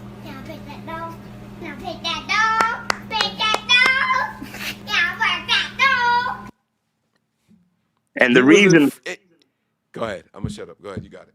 And the reason why is because a few weeks ago, this defense couldn't stop the broadside of a barn. And, he's continued to not give up on this team and the personnel within this team. He has coached these guys up. They're giving up yardage, yes. And they did last week. They gave up a bunch of yardage, but they look good. I think, if I'm not mistaken, this is 3 straight games where we have a turnover. If I'm not mistaken. Is it 2 or 3? I don't know if it's 3 games in a row, but I do know that it's 5 turnovers in 2 games. That part I do know. It's 5 turnovers in 2 games. We had a turnover. Who did we play before Arizona? We played the Rams. It was our last loss. It was the Rams. We got shit kicked by the Rams. Yeah, so I don't know if we had and then maybe the week before that. So maybe 3 of the last 4 games. I think we got a turnover the previous game before the Rams. Who did we play? We played the... All right, so here we go. I got you. So before the Rams, we played the Giants. We did get a turnover in that game. Yeah. So in that game, the turnover... Oh, no. Yeah. I'm wrong. We lost a fumble in that game. We did not have a fumble or an interception in that game. And then if you go to the game after that, after the Giants, it was the Rams. And in that Rams game, the Niners had no interceptions and no fumbles lost. So they got dog walked. It's 5 turnovers in the last 2 games. Yeah, so they got dog walked in that Rams game, but he's continued to. The reason why he's my dog today, he's continued to coach these guys up. He was able to teach these guys up. There's a bunch of rookies everywhere on the field. There's guys that are playing out of not like used to being starting and starting caliber. He's continued to find ways to make these guys work in that system. Jair Brown, he's had to move around all the day, find a spot for him. He shined today. Who could have said that at the start of the season that Jair Brown would be shining late in the season for the 49ers? Right. Malik Mustafa's looking good. The D line's looking good. Alfred Collins, big shout out to Big Alfred Collins. Big shout out to Big Alfred Collins, getting those hands up. I see you, boy. I see you, Big Alfie. Let's go, baby. Yo, baby. I love that shit, man. Get those hands up. Get those hands up. I love when the defensive linemen get those hands up all the time, even if they don't get there, even if the ball gets above them. If they're doing that 100% of the time, I guarantee you at least half the time or 40% of the time, you'll get a deflection and you'll create something or cause something. And exactly. I love that shit. I love seeing that shit when the defensive linemen get those hands up. So big shout out to Alfred Collins. He's looking great. Keon White, was mentioned before, looking really good. Yep. The defensive line was really getting some good pressure today, and Carolina, it's not like Carolina is complete trash. They're missing a lot of players, but this is a team that has won 6 games, and you don't win 6 games by accident in this league. They went into Green Bay with basically the same team, maybe less on defense, but basically the same team on offense, and they beat the Packers in Lambeau. That's not easy. So, it's not like Carolina didn't have their best game, but they're still you can't just say that Carolina just had the worst game. You got to give the 49ers credit, and they played well, and the defense played well, and I thought Robert Saleh did a fantastic job. So he's my dog of the day. I like it, man. I like it, and I respect it. We're going to go ahead and get to these post-game pressers now. We're going to bring Kyle Shanahan to the stage, and then we'll hear from the players. All right? I'm going to also bring Melissa in. and we're going to try to do a little bit of a round table here. All right, let's see how this works. Let's just see what everyone had to say. This was an interesting game. I'm going to be looking for, and again, we got to remember there's not much negative to say about this defense. All right. Robinson had everybody where they needed to be. You know what I'm saying? Nick Martin doing a phenomenal job on special teams. Offense, everybody was doing good today. Everybody was doing well on offense today. There's not going to be a lot of negative to say. The concern is glaring and it's obvious. But let's see what Kyle Shanahan thinks about everything. All right, I'm going to turn on closed captions. We're going to turn the volume up on it. And we're going to hear from our head coach, Kyle Shanahan. Let's have fun. All right, guys, injuries from the game, just Samo with an ankle, never returned. Go ahead. All right, already big straight out the gate. Niners don't have many pass rushers left. Samo gets hurt. I believe it was the third quarter that Samo got hurt. Did not return for the rest of the game. Let me ask my panel just a quick yes or no. Are you concerned that he won't be back? Ali? Yes, I am concerned. Melissa? Short term, yes. Long term, no. All right, I like that. Okay, here we go. On Brock and what happened in the first half? Just had 3 throws you'd love to take back. They're all 3 good decisions. Just a hair late on them, and when you're a hair late on stuff, you can't throw behind them. Brock and what happened in the first half? Just had 3 throws you'd love to take back. They're all 3 good decisions. Just a hair late on them, and when you're a hair late on stuff, you can't throw behind them. And he threw it behind them, and Did he all say 3 they were guys good made him pay. Yes. Yes. A lot of credit to the defense for keeping. All right, hold on. This is huge. This goes to what I was just saying, Ali. I was saying that they were the right choices. He just threw them in the wrong spot.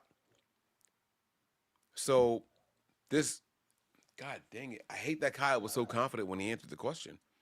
Because this means that he's not even thinking about leaving from Brock. He made the right decisions on the plays. He just threw it in the wrong spot. He was just inaccurate. Can you throw it forward a little bit? That's worrisome to me. All right, here we go. I'm going to shut up. Late on them, and when you're a hair late on stuff, you can't throw behind them. And he threw it behind him, and all 3 guys made him pay. At halftime, you gave a lot of credit to the defense for keeping, the Carolina Panthers from scoring. What did you think of Jair Brown? Because he had a pretty strong performance throughout. He was awesome. See more on the tape, but it felt like his best game as a Niner. I think he's been playing at a high level here for a while, but those 2 picks were huge, and looked like he made a number of good tackles too.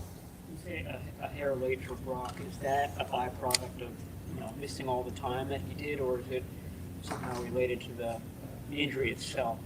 No, there's no narrative to a late throw. You're just a little late, and when you do, which people are late a lot, you just can't throw behind him when you are. You got to put it in front of him, and he had a little behind him on all 3, and all 3 of those corners made him pay. You feel the need to say anything to him at halftime, or you just assume he's gonna figure it out? No, he's all right. I communicated with him throughout the game and at halftime, but nothing big. Mick's dealing with him throughout the game too, and Brock was fine. Just 3 throws he'd like to take back. Does that make you hesitant? Nope, not letting it slide. He's lying. Ladies and gentlemen, he's lying. If Kyle Shanahan's words were true, the play calling wouldn't have changed. The Niners had not 1 but 2 third and longs in the second half, and he ran the ball. He took the ball out of the hands of Brock Purdy in the second half. He's lying.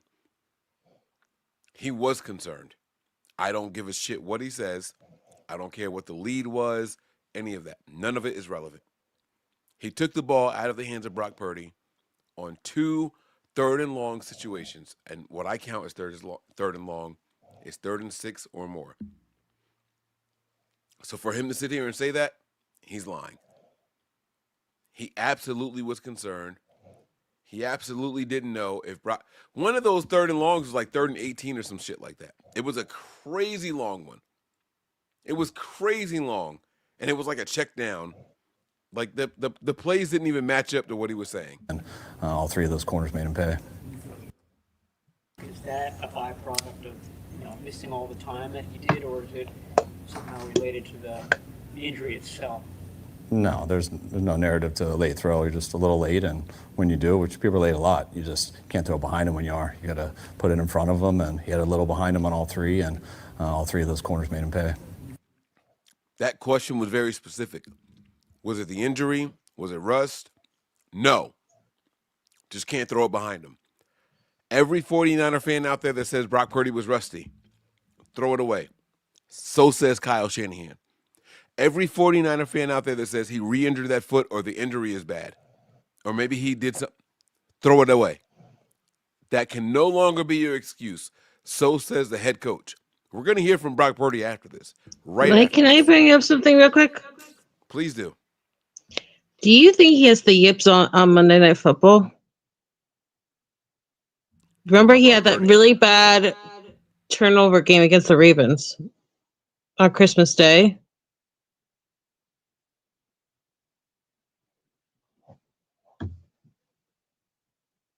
The only game on a Monday night. Do you think there's just like some kind of mental block on that? I don't think it's a mental block. I just think it's who he is.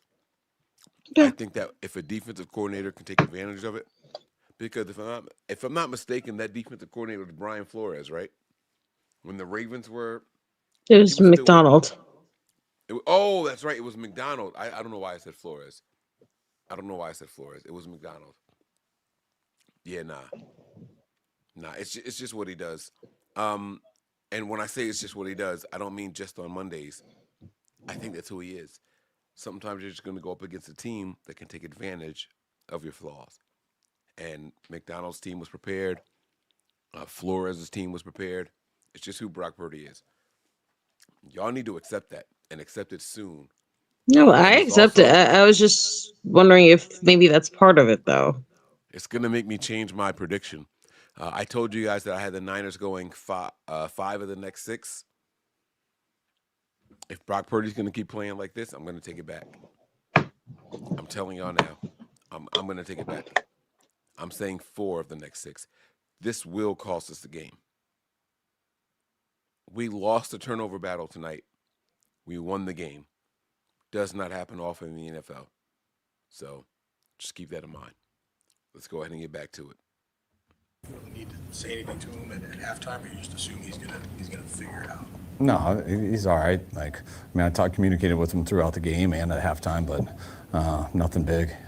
Mick's dealing with him throughout the game too, and Brock was fine. Just 3 throws he'd like to take back. Does that make you hesitant?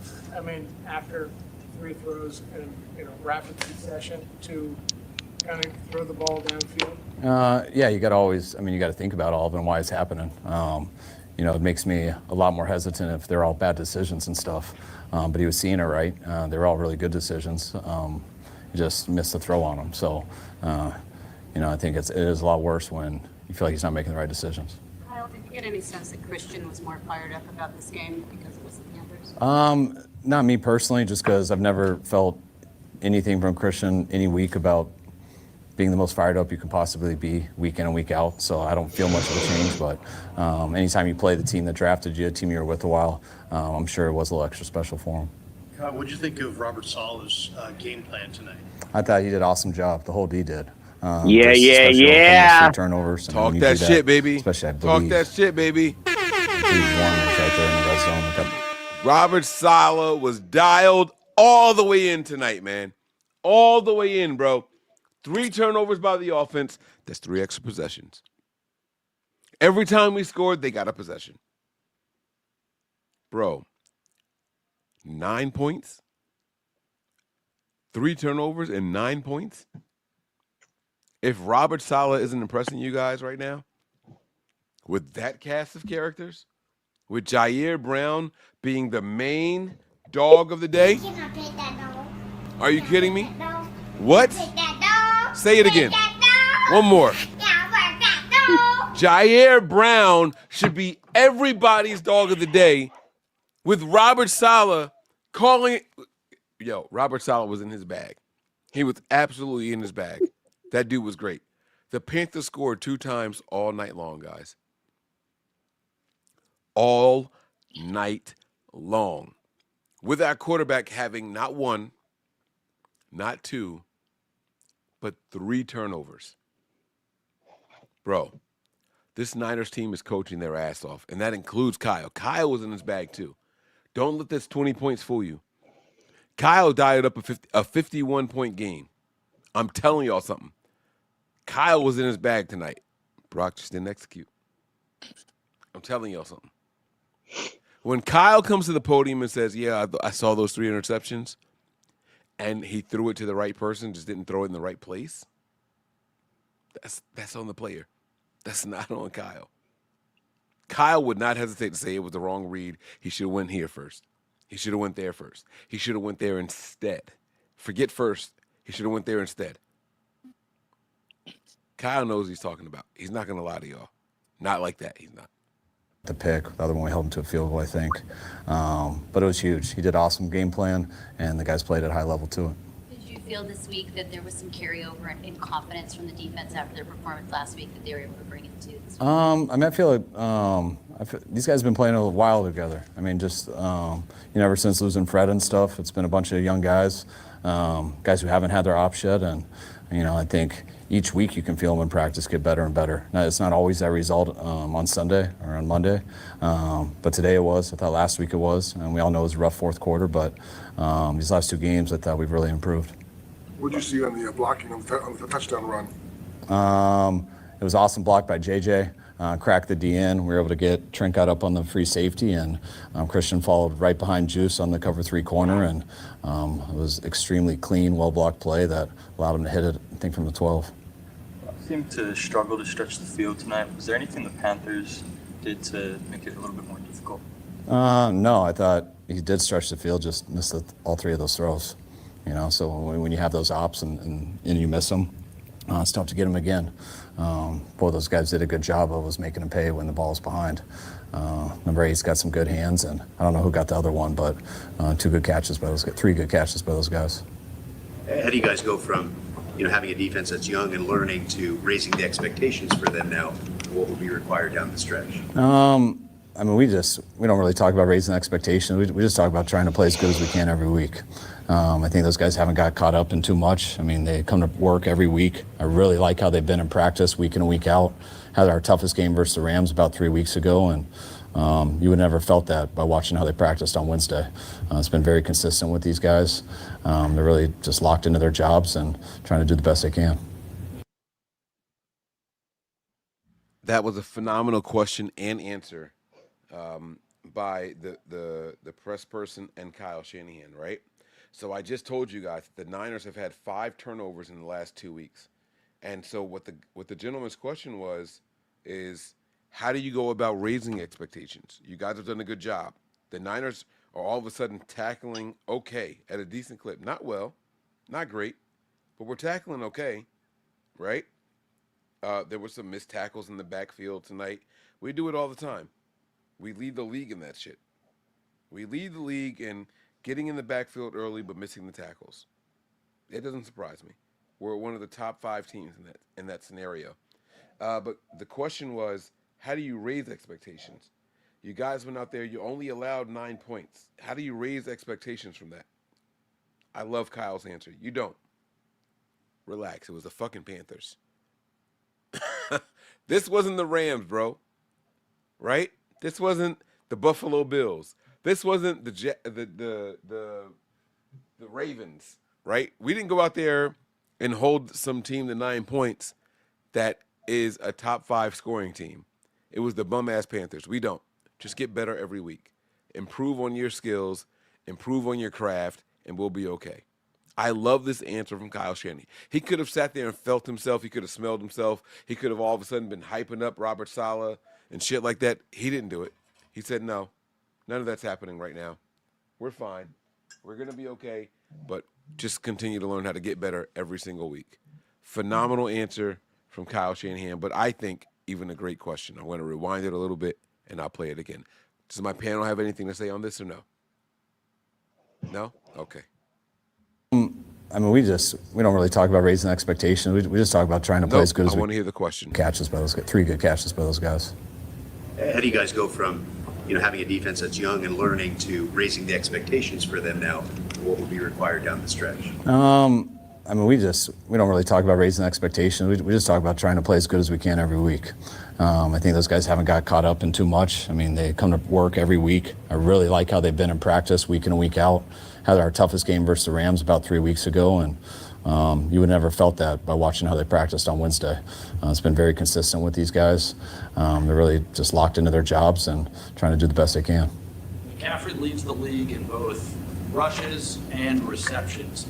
How has he been able to sort of withstand the workload and also be successful with those touches? I mean, I think he's always successful when he gets his touches. I don't think that's been any different probably since he was playing Pop Warner football, and he's always been very durable. He's been able to avoid again a bad injury, and being able to avoid that's allowed him to keep going. And it's, he really makes our pass game go. When things aren't there, just how automatic he is on the checkdowns and stuff underneath allows us to stay on the field a lot. And I think it's one of the main reasons we have so many 10-play plus drives. When Brock threw the third pick, did you at all consider going to Matt, considering how well he'd been playing? No.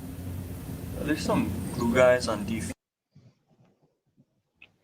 You knew Grant was going to ask that. You see what I'm saying? No, but that was and this is why Grant is necessary at pressers. That right there, Jesus Christ. That right there is exactly why Grant Cohn is necessary at 49ers presser. When Brock threw his third interception, did you at all consider going to Mac in that scenario? And Kyle said, without hesitation, no. And I'm thinking to myself, Excuse me, bitch? I'm thinking to myself, Are you fucking kidding me? because I was. This was before halftime. And I could see this guy being a liability for the team. Why didn't the coach see it that way? Are you two are here, and I want y'all to be honest. Y'all watch this game live. Are you telling me that after his third pick, you were like, yeah, everything's cool. We got this, no problem? No, neither one of y'all were saying Mac Jones wouldn't do this? Bro, I messaged you. I'm like, put Mac Jones in. And I was like, yeah, I was yelling at you. I said, put Mac Jones. I wasn't yelling at you. I mean, I was yelling at, you know what I mean? I was yelling, put Mac Jones in. It was atrocious by Brock. Those three interceptions. You can't put your team in a position when they're doing everything they can to win the game to do everything to work against that, and you can't make those mistakes. Literally, you're going to cost your team a game. Cost the team a game, and if that continues, and honestly, like you said, the week before there should have been at least 2 picks that he threw against Arizona. The only reason why they didn't pick those get turned over is because the Cardinals guys have stones for hands. Yeah, I completely agree. So you were with me, but Melissa, you said no. You feel differently? I want him to get it out of his system. I feel like he's not going to be Jimmy Garoppolo, where every day you're just going to have to be like, here's 1, here's maybe 2. Okay, now we're good. Like, I haven't gotten that point with Brock. Like, I know other people have, and I'm not going to disrespect anybody by trying to talk him out of it. But for me, I haven't gotten to that part yet. Like, I think you need games like this, and I think you need games where shit is ugly, like really inexcusably ugly, and there's no putting it up. And I think what has worried me mostly this year is that nobody's kind of stepped up and made it okay, or made them not struggle, or made it like nail biting to the end. Like there's been maybe a lucky play, like when Bryce Huff had the big sack against what was it, Seattle, and then Nick Bosa had the one against the Saints, or was it vice versa? But I feel like right now this was what the defense needed more than anything. I think they needed things to be just butt fugly ugly. Like there wasn't some big Sky Moore return. There wasn't like some big thing on offense that was holding their feet above the water. I think they just needed to be the part of the team that held it together. I think you need games like this where it can prove someone's colors. And I also think that ever since Bryce Huff came back from injury, shit has calmed down. And I also think this is like what maybe the first week where there hasn't been like turmoil at the linebacker position. Like there wasn't constant substitutions, there wasn't constant injuries, there wasn't constant like who the hell is going to be the mic today? Like I think sometimes we take for granted that you need those hard games to just keep shit together and to prove to yourself that like in the worst of times or against a really hungry, desperate team, you can get through it. You like it doesn't have to be pretty from jump. And so I'm not disrespecting any of what you or anyone in the chat or anyone on Patreon said. Just for me, I haven't gotten to that panicky situation with Brock yet. I respect that, and I think that's a fair assessment, right? I've accepted that Brock is going to put the ball in harm's way at least twice in the game. And I'm also. But I will tell you though, Mike, when he threw that hospital ball to George Kittle, that shit scared the freaking shit out of me. Yeah, but what I was going to say was to your credit, I'm still also not in a panic mode because I do think that Brock is capable of taking a play and scoring a 75-yard touchdown in 12 seconds, right? So I'm with you there. I haven't quite given up on him as a quarterback yet, but I'd be lying to you if I said that after the third one in particular. The question was after Brock's third interception, did you think about changing? And Kyle said no. That's a lie. That's a lie. But did you see how he said no? Well, so, I rewound it, so we're gonna watch it again. Okay, so the way he said no, it was kind of was it 2020 or was it 2022? What was the year where they were like squirrely about Jimmy's injury? I think it was 2020 in COVID year. Remember where he had like the bone bruise and then they didn't know exactly what the injury was and it would like change in every single presser. And Kyle kind of got like this. COVID year was 2020, 2021. Yeah, and he got like this kind of like sixth sense where he kind of like started covering for the quarterback and he kind of just like hid shit and you could kind of like see him grit his teeth as he answers certain things like because he doesn't want to admit it in public, but that's completely what the opposite is of what he's saying and then what he's feeling. I felt like that was one of those answers. Like he doesn't want to leave it out there like he's doubting his quarterback. But at the same time, I think he's going to absolutely just chew the hell out of Brock in one of these meetings. So that's kind of my point with this, right? Like after the third one, it's like Kyle. If he definitely thought about it, right? And that's what that's where I'm at. I'm not saying that after a interception did you think about making the change. Mm-hmm. It was after the third one is what the question was, because two of them. There was absolutely no pressure, clean pocket. You didn't do it. Did you see? Did you see Kittle? Kittle had to go talk to him. He did. Kittle went to him right after the third one and was like, "Hey, keep your head in the game." He's smacking his helmet and shit. Like, Kittle's trying to like, yeah. And then after halftime, people won't say it, and maybe people didn't notice it, but I said it. If I see Mac Jones warming up on the opening drive, Kyle is thinking about making a change, and he's telling Mac Jones to get ready. Mac had his helmet on. This is exactly what I was gonna say. I didn't see him warming up and throwing passes. I saw him with his fucking helmet on. Yeah. That means something. Y'all can try to dismiss it all you want. Y'all can tell me I'm reaching all you want. Cool. I'm there with you. I accept what you guys are saying. I know what I saw, and I know what that means for an NFL quarterback, because 90% of backup quarterbacks in the NFL don't even know where their fucking helmet is during a game. They got the clipboard, they got a earbud in their ear, and they're either going over the playbook and they're watching the plays be called, they're looking at their wristband, whatever it is. They don't even have their fucking helmet. His helmet was on, not in his hand. His helmet was on. that tells me that Kyle's lying. All of that by itself tells me that Kyle was lying. After that third interception, Kyle was like, oh shit, do I need to make a change? I don't give a shit what he says at this presser. Now, was it going to make a difference in this game? In this game, absolutely not. But I'll tell you this. If Brock Purdy throws an interception in one of those first 2 drives of that Cleveland game, he's coming out. He doesn't have to be flawless. He doesn't have to be perfect. Because, again, to Kyle Shanahan's credit and to Brock Purdy's credit, Brock made the right reads on those throws. The ball was just placed in a bad spot. That Cleveland game scares me. It doesn't scare me. It doesn't scare me at all. The reason why it does is that defense. Like, even though the Cleveland offense can't, we're not going to go into previewing it, but I'm just saying, even though the Cleveland offense doesn't have the weapons to do much, it's that defense is in the cold weather. We're not a cold weather team. It's supposed to be. I checked the forecast. It's saying it's snowing. It's light snowing right now, and we're not a cold weather team. We don't play good in the cold.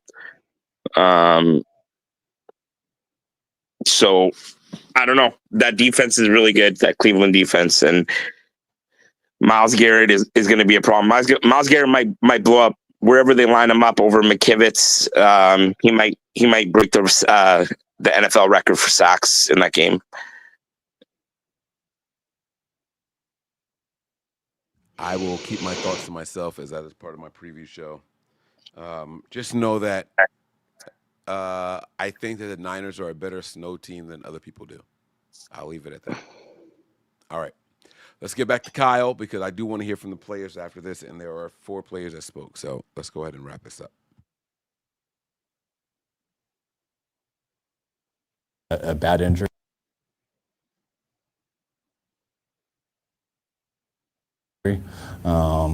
And being able to avoid that's allowed him to keep going. And it's, he really makes our pass game go. When things aren't there, just how. I think he's always successful when he gets his touches. I don't think that's been any different, probably. Rushes and receptions. How has he been? I think those guys haven't got caught up in too much. They come to work every week. I really like how they've been in practice week in and week out. Had our toughest game versus the Rams about 3 weeks ago, and you would never felt that by watching how they practiced on Wednesday. It's been very consistent with these guys. They're really just locked into their jobs and trying to do the best they can.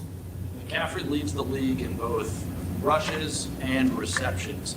How has he been able to sort of withstand the workload and also be successful with those touches? I think he's always successful when he gets his touches. I don't think that's been any different probably since he was playing Pop Warner football, and he's always been very durable. He's been able to avoid, again, a bad injury, and being able to avoid that's allowed him to keep going. And it's, he really makes our pass game go. When things aren't there, just how automatic he is on the checkdowns and stuff underneath allows us to stay on the field a lot. And I think it's one of the main reasons we have so many 10-play plus drives. When Brock threw the third pick, did you at all consider going to Matt, considering how well he'd been playing? No.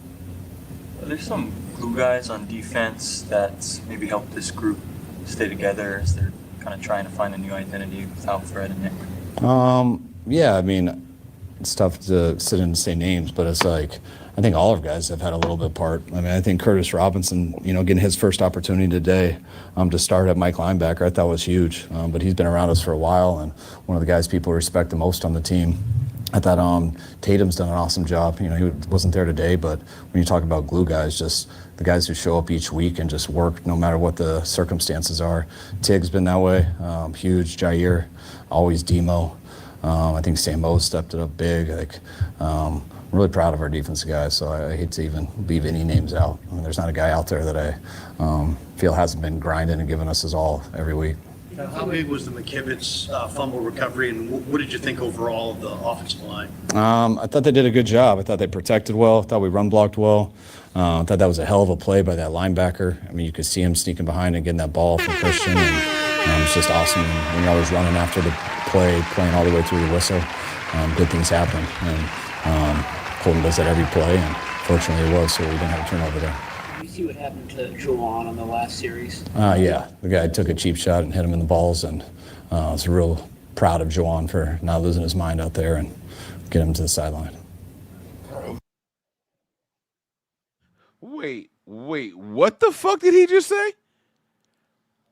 Did he just say he... Excuse me, bitch? Did he just say he was proud of Jawan for not losing his mind? Did he not see what the fuck happened at the end of the game? In game. I don't give a shit about in game. No, but that was can't Kyle's say point. that. Like, he got him to the sideline in game, and he didn't do something in game. Can the team not fine you for what you do after? Can the league Yes. not fine you or penalize you for what you do after the game? Remember, Jay Greenlow got suspended for going after that ref, and all he did was talk? That was after the game, right? Yes, sir. Okay, so then what the fuck is Kyle talking about? That's kind of my point. Like, he can't say this shit with a straight face. Fortunately, it was, so we didn't have a turnover there. Did you see what happened to Jawan on the last series? Yeah, the guy took a cheap shot and hit him in the balls, and I was real proud of Jawan for not losing his mind out there and get him to the sideline.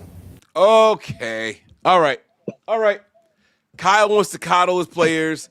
He wants to be the players' coach and all that. Jawan, you're a fucking idiot. Jawan, no. Fuck Kyle. Get Kyle off the screen. Screen on me. Kyle, sit this one out. I got this. Jawan Jennings, you're a fucking idiot. Can you hear me, Jawan Jennings? You are a fucking moron. I don't give a shit what your head coach says. Oh, good job in not losing your play in the realm of the actual game and in between the... Fuck that. You fucking moron. You idiot. You fucking degenerate piece of shit. What you did was the most selfish shit I've ever seen a 49ers player do. The game was over. Go to your fucking locker room, get a cannoli, get an ice pack, put it on your balls, eat the cannoli, and relax. Everybody loves a fucking cannoli. No, you want to get mad because you got punched in your cannoli, and then you want to take it out on the guy that did it to you after the game is over. That shows premeditation. That shows intent. And if I'm the NFL, I suspend your dumb ass. I don't give a shit what Kyle... I'm proud of Jawan for not losing his cool during the play. All right. Jawan did good. He got punched in the balls. It looked like it hurt. I saw his balls jingle, but he didn't do anything back. During the whistles, he waited till after the game, and I applaud that kind of effort from my play. Fuck that shit. Kyle's a fucking moron for even saying something like that at the podium. Jawan Jennings, you're a bigger moron for doing something like that after the game. It's Monday Night Football, and everybody's going to see it. We need all hands on deck. I'm not kidding. There is no Deebo Samuel anymore. There is no Brandon Ayuk anymore. We've got a first-round pick who got shot and has played in 7 games. 7 games, and this guy's got 3 catches in the last 2 for a grand total of 3 yards.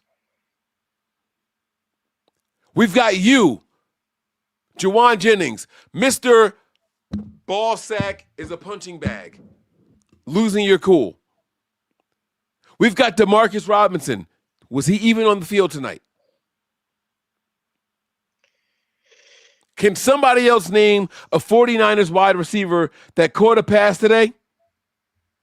A 49ers wide receiver that caught a pass today. I'll tell you the names of them. Listen clearly. Demarcus Robinson, 1 catch. Ricky Pearsall, 2. Jawan Jennings, 5. Take away Jawan Jennings because I believe he's going to be suspended. Guys, that was it. There was not a single other 49ers wide receiver that caught a pass. So for Kyle to go to the podium and say it's okay because he took a wicked shot in the balls and he didn't do anything on that play. He didn't retaliate when it happened.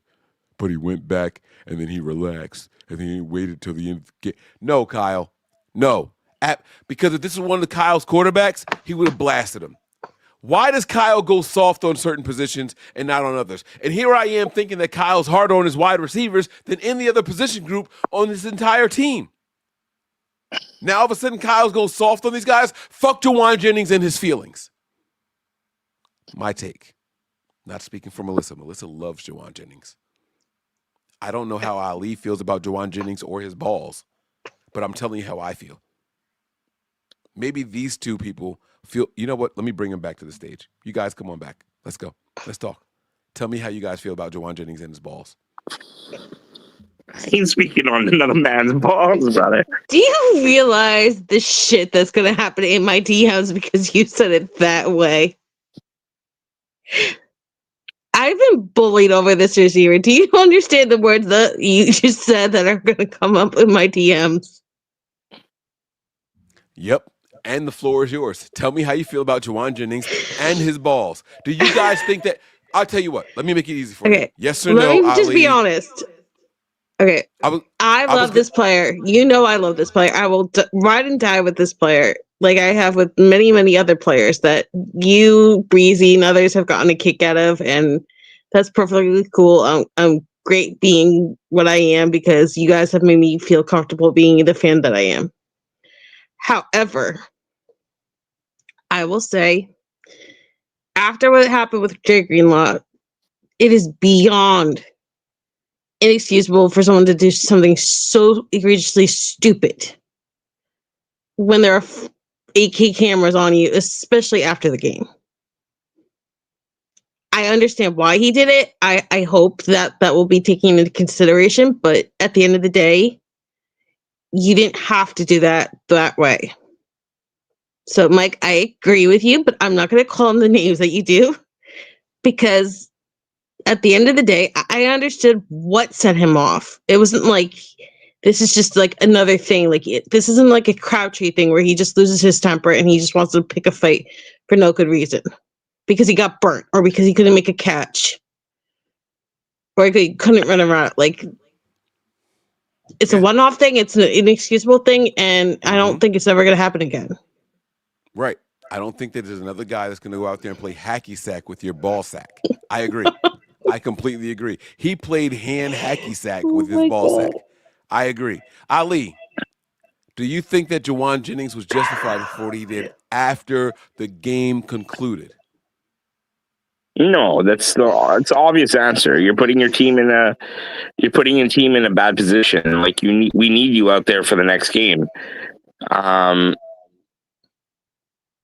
I don't have anything good to say about the play. It wasn't even a play. It's an after the whistle stupid decision.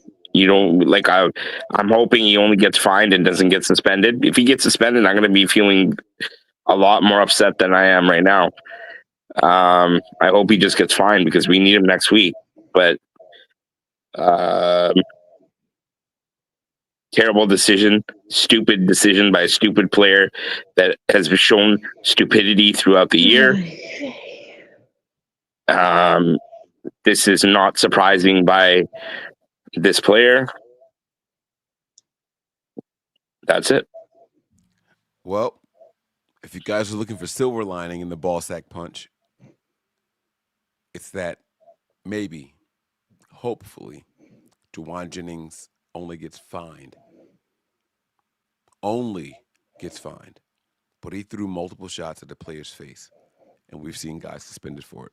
I hope that because it was after the game was over, after the clock struck zero, because that's what Kyle's making it sound like. He did good because he didn't do anything when there was still time on the clock. That's what Kyle's making it sound like, and it's pissing me off. I'm going to be honest with you. Why is Kyle Shanahan catering to Jawan Jennings so much? Jawan Jennings is the only player that I've ever heard of on the 49ers roster that got into an argument with Kyle Shanahan about snaps, reps, and targets, and Kyle said, hey, shit, you know what? You're right. Let me give you the ball more. And for the next 2 or 3 games straight, he went to Jawan Jennings. He led the team in drops. Have we forgotten the receiver named Deebo Samuel? No. Not even Deebo did this.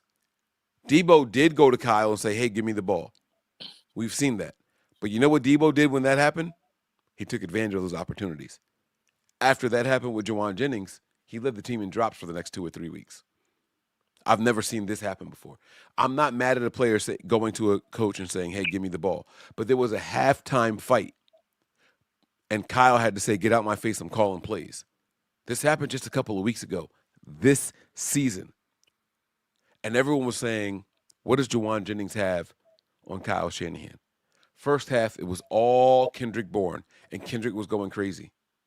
Jawan Jennings goes to Kyle and starts throwing a hissy fit to the point where the team had to call a timeout because Kyle couldn't focus on calling plays. They go to the sideline. Then Kyle comes out in the second half, and all of a sudden, Kendrick Bourne doesn't exist anymore. It's all the Jawan Jennings show. And he had 2 drops in that game. I think one of those ended up being an interception, if I'm not mistaken. Maybe I'm wrong. I could be wrong. But it wasn't the best look for Jawan Jennings, a guy who was yelling at his head coach for more opportunities, for more looks. It was acknowledged by everyone. And everyone walked away and said, what does Jawan Jennings have on Kyle Shanahan? And now this guy gets punched in the balls. Not his fault. I would have retaliated. But my form of retaliation, I'm standing at the team bus. And as you get ready to board, I'm stepping in front of you. And now you got to see me. I'm not doing it going on the field. I'm not doing it at your locker room. I'm going to see you when you are getting on your bus to head to the airport. Now you got to see me and my balls. You got to see all 3 of us, baby. Teabag style. Huh? Soggy ass teabags in your fucking face. That's what I'm doing if I'm Jawan Jennings. Not on the field. Not when the cameras are running and the whole fucking world is watching. I saw Kim running out of the way because she didn't know what the fuck was going on. I'm gonna call Kim and say, hey, what happened? What'd you hear? I'm gonna snoop. I'm gonna get the juice. I'm gonna find out exactly what she was feeling in that moment. You got Kim running out of the way with her camera equipment because you couldn't contain yourself. You couldn't maintain composure. You couldn't wait until after the game and you were off the field. You had to address him in that moment. But where Jawan Jennings, in my opinion, fucked up, is that the cameras were running and the whole world was watching. And ESPN decided to replay his retaliation because they did show what happened the first time. They did show what happened that led to it. They did. I'll give it to them. They showed it. But they showed his retaliation over and over and over. Let's hope for a fine, like Ali said. If it leads to just a fine, good, fuck him. That's what you get. But if it leads to suspension, now you've hurt the team. All right, I'm done. I'm getting back to Kyle. I'm going to shut up. Where is he? Where's my man Kyle? There he is. He's proud of him. Look at this fucking idiot. I think he did good. If a guy used my ball sack as a speed bag in boxing, I probably would have done worse, so it's okay. I'm proud of him. Jawan on the last series? Yeah, the guy took a cheap shot and hit him in the balls, and I was real proud of Jawan for not losing his mind out there and getting him to the sideline. Carl, 9 touches for Christian on that opening drive. I'm sure that was scripted. But then you kind of backed off of him a little bit. Did Carolina do anything to take him away from you, or was that just part of your plan going in anyway?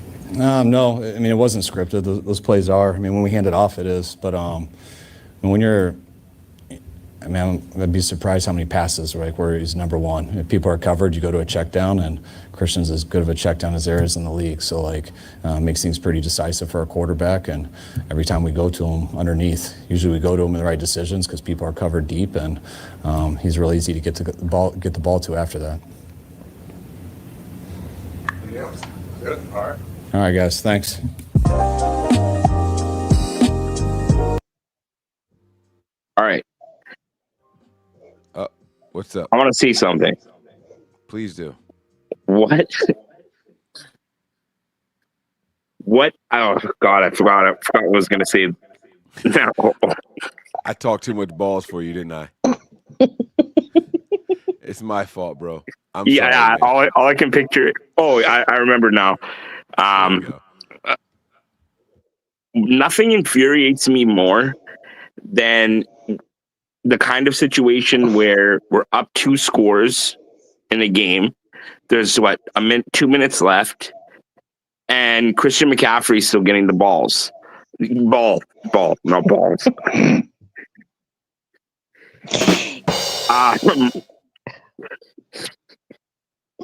I hear you, Ollie, but I also think it's hugely important that they got Brian Robinson in so much this game. Like, I think they're finally slowly.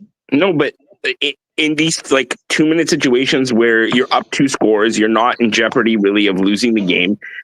Why not give the ball to Brian Robinson? You have Christian McCaffrey, who you've given over 30 plus touches a game. It's football. One bad knee or tackle or thing. We're the most injured team. Use your backup. Why risk this guy's health even more? Are you trying to run him into the ground? Are you trying to kill this kid? I get so infuriated with it. I do not care about what anyone has to say. It's the wrong fucking decision. Yeah. So I'm with you, right? It was clear that the Niners weren't trying to get first downs anymore. They just wanted the run time off the clock. There's no reason for Christian McCaffrey to be the ball carrier at that point. So I'm with you, right? If we were only up by 1 or 2 and we were clearly trying to still get points, I get having Christian McCaffrey out there. Yes. But in a game that the score, you're up 11, they're 2 scores behind you, and you got the ball, Christian McCaffrey shouldn't have been out there. I'm with you, Ali. Brian Robinson has shown that he's more than capable to run the ball for 10 yards in a 2-minute situation where there's 2:45 left on the clock. It's first down. You need 3 plays. There's no reason why Christian McCaffrey should be getting the ball 3 times there. If he got hurt on that play, if Christian McCaffrey got hurt on one of those 3 plays at the end of the game, I guarantee each and every one of you would be singing a different fucking tune after this post game show. Yeah, We're not disagreeing with you, Ollie, though. But Brian Robinson was 5.7 yards a carry on the night. Christian McCaffrey was 3.7. Now, we're talking about 22 carries versus 7 carries. But then what I'm factoring in, 22 carries plus how many times did he get the ball in the receiving? He got about 30 touches. He had another 7 receptions. Yeah, he almost had 30 touches in the game. 30 fucking overall. Touches. Yeah. Nobody in this league is getting 30 touches a game. Show me one player that's getting 30 touches a game. Not even fucking Jonathan Taylor is getting 30 plus touches a game.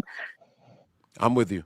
And I think that they should have absolutely had Brian Robinson out there those last 2 drives of the game. I'm 100% with you. Because if Christian McCaffrey goes down, so does the success rate of the 49ers. The season's over. So much so that in the middle of the third quarter, they showed a graphic about McCaffrey, Kittle, and Purdy together. I think their record was 28-6. But when it's not the 3 of them, it was something crazy, 6-17 or some shit like that. It was something crazy. You need that combination of players on the field at the same time. So I'm 100% with Ali.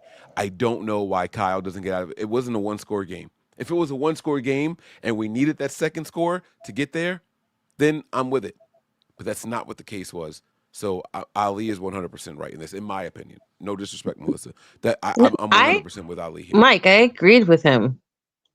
I think Kyle just lets certain players loose, and it takes a lot for him to pull them off the field. And I think it's stupid because, especially after the Giants game where you are so thin at defensive end and you left Micah Williams in and he got hurt in a pointless drive where he tore his ACL. I think stupid shit happens. And I'll agree with it. I don't like it, but I understand that no matter how angry or upset I get, it's always going to be there. I want to read this comment here from Cuz Naka. I hope I said Naka 35. He says here, nah, fuck that. It's normal. It's a normal reaction to confront the guy who punched me in the nuts during or after the game. I don't give a fuck. I'm cool with after the game. My issue is that it didn't even happen in the same series. He punched him. Then the next series was over. We took the knees, and then he went after him while the cameras were still running. I would have been more accepting if he went after him right after. Or the next play. I've been kicked in the nuts before. You got to breathe, right? That play is over. You go after him the next play. If he did it like right after, I'd be more accepting of it. My point is he had time to calm down.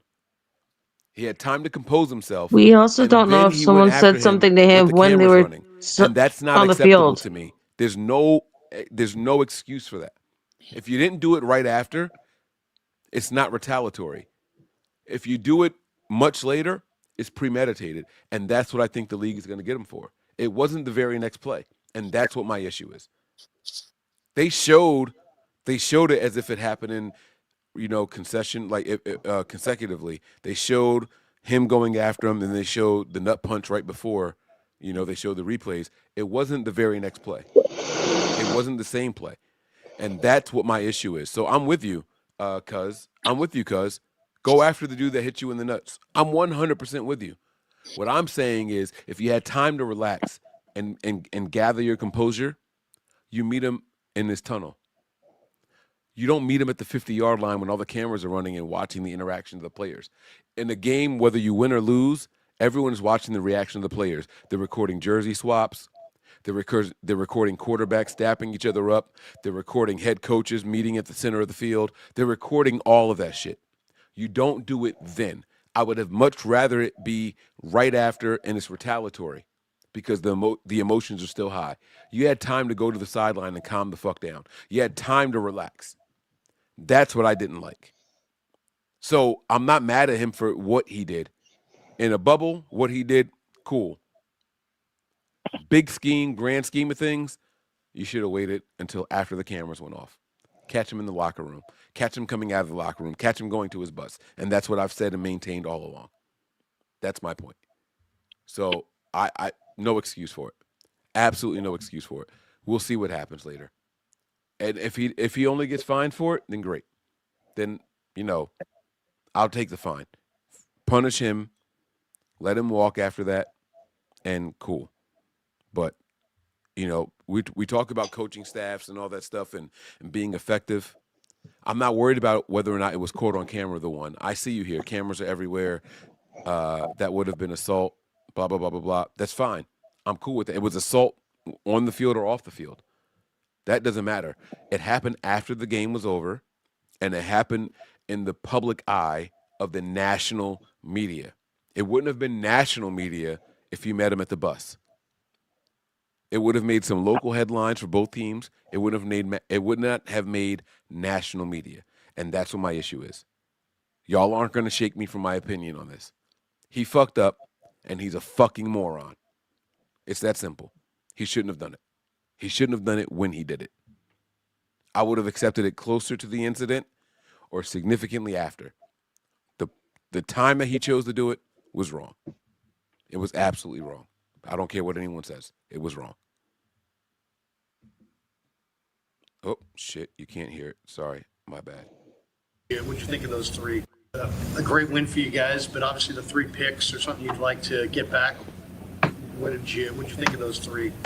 Yeah, honestly, like the decisions of going to those spots, I was fine with. It's just the execution of throwing a better ball. I feel like on really all of them, I need to just drive the ball a little bit more, and I kept it up in the air too long on multiple of them. But that's on me, man. I thought our receivers did a great job of getting separation and winning, and so it's just execution-wise, I got to throw the ball more on the line and put it there. So I'm going to tell y'all right now, I'm already hating anything Brock Purdy has to say because of the jacket he's wearing. I know. Mike, what are you talking about? Mike, that jacket has nothing to do with what he has to say. Yes, it does. This tells me that he's worried about endorsements. This tells me that he's worried about the brand deals that he has.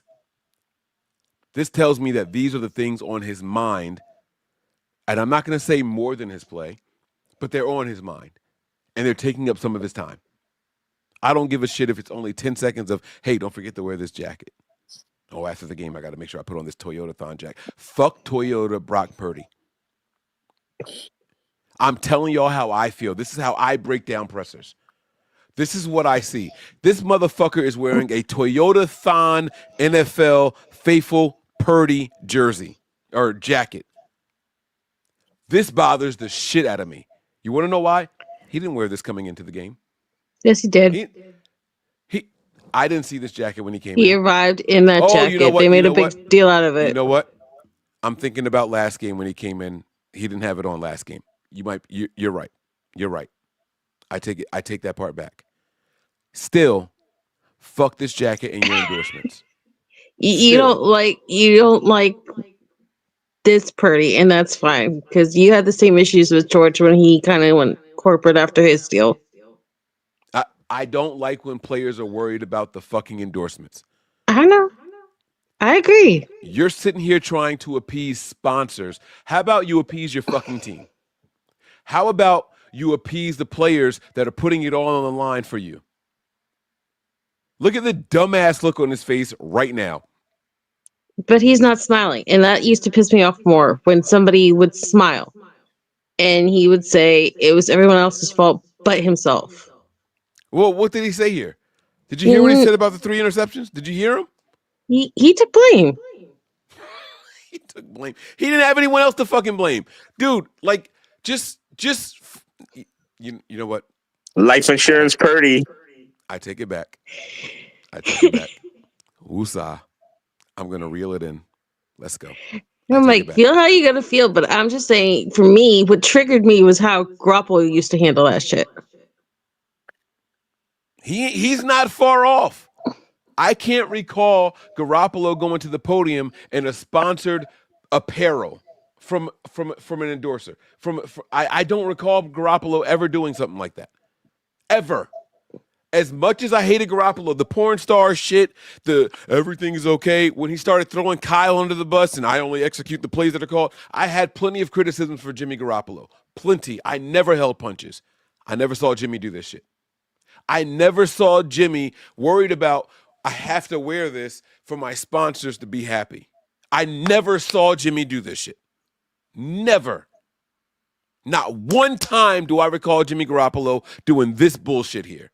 I got to put my hands in my pockets and hold it close together so people can clearly see that it spells Toyotathon. I never saw Jimmy do no shit like this. And Garoppolo had way more endorsements than what Brock Purdy did. Way more endorsements. But I digress. Maybe I'm wrong. Let me listen. Let me get past the jacket. I'm going to start it all over. Here we go. What'd you think of those 3? Yeah. I mean, honestly, like the decisions of going to those spots, I was fine with. It's just the execution of throwing a better ball. I feel like on really all of them, I need to just drive the ball a little bit more, and I kept it up in the air too long on multiple of them. But that's on me, man. I thought our receivers did a great job of getting separation and winning, and so it's just execution-wise, I got to throw the ball more on the line and put it there. So. How did you feel the ball was coming off your hand? Is the toe inhibiting your ability to drive as you normally would? No, toe's fine, feels good out there. It's really just seeing the play develop in anticipation and letting it rip at the end of the day. So, Faithful, if you are blaming Brock Purdy's toe on why he's throwing interceptions, you're wrong. This is now 2 games in a row, and I'm telling y'all this. And last game, he didn't throw a fucking pick because they dropped them all. And I told y'all the same shit. This is who he is. Accept it. I'm telling y'all something. For the betterment of your mental space and for your sanity, to accept that this is who Brock Purdy is. He's going to put the ball in harm's way at least twice a game. I'm telling y'all now to accept it. If you think it's going to improve, if you think it's going to stop, you're fucking wrong. He's going to continue to do this, and I want y'all to accept it. It's the only way we keep our sanity. If you think that he's going through a slump, you're wrong. He's been doing this since last season. I'm telling you guys something. Accept what it is. It's pissing me off that his hands are in his pocket to make sure that he keeps Toyotathon straight across his chest. I hope I can get off of this throughout the duration of his presser, but I'm telling y'all it's pissing me off because Brock Purdy has never kept his hands in his fucking pockets before. I'm telling y'all what's pissing me off. I don't remember him wearing a jacket from a fucking sponsor walking into or at the postgame. I don't recall it. and it's pissing me off. Stop thinking about those fuckers. I don't care if it's only taking up 30 seconds of your brain space. That's 30 seconds too much. Fuck these sponsors, bro. You got a game to play. You got to go out there and win. We won. You did the job. Mission accomplished. Cool. Here's your power fist. Let's go. Good job. But if we had lost this game and he came up here with this bullshit jacket, I would be even higher than what I am right now. I'm telling y'all how I feel. I can only give you my perspective. I'm going to shut up. Let's go, Brock. Had nothing to do with my toe. On the first drive, you kind of just taken, it was obviously a lot of play drive, whatever. Did you feel like you were trying to force it a little bit, just trying to get the ball down the field a little bit in those instances? On the first drive, you said? Yeah, I'm saying after the first drive, you did the picks, they were like 20 plus yards downfield. Like, did you try to loosen it up a little bit in terms of? Yeah, no, I think my read just took me to where I threw the ball, and at the end of the day, like I said, just from what I saw up on the big screen, I thought the guys were there. I just missed the throws, to be honest, and so. Got to go back and watch the film and actually see what happened and whatnot, and see why I threw it the way I did. But at the end of the day, I thought our guys were there and the ball should have gone there, and it's just I got to make the play and throw it better. Brock, you had similar games at Ravens, for example. So you've been here before, but does that affect your confidence when you have picks, kind of in rapid succession, and how do you combat that? Yeah, does it shake your confidence was the question. It wasn't about whether or not you actually throw the interceptions. You've had this happen before. And does it shake your confidence? Now, he said yeah. He's already said yeah. This is a pivotal question here. I want to know about this guy's confidence going forward. This is a very, very important question. I'm going to rewind it. I'm going to play the horn sound. Great question. Took this dumbass to get the wild to spit it out, but here we go. I did, but at the end of the day, I thought our guys were there and the ball should have gone there, and it's just I got to make the play and throw it better. Brock, you had similar games at Ravens, for example. So you've been here before, but does that affect your confidence when you have, picks, kind of in rapid succession, and how do you combat that? Yeah, it's tough. Mentally as a quarterback, you want to play aggressive. You want to take what the defense gives you, but when you turn the ball over really 3 drives in a row, it's like, all right, you feel it. You feel a little bit of pressure and stuff, but, this is why we're put in this position. I can handle this. As a quarterback, you can't lose confidence in yourself. You can't shrivel back and then all of a sudden take a bunch of checkdowns and stuff. Like, you still got to read the play out and stay aggressive and be better. You got to learn from your mistakes too. But the good thing is I got a great team around me. I got guys that believe in me.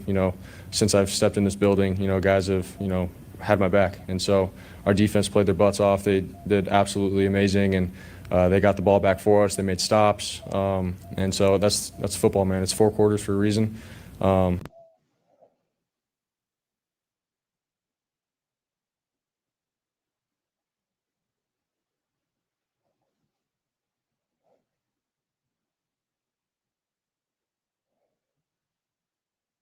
You muted, Mike.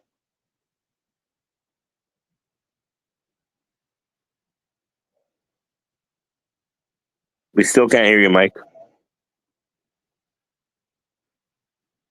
No.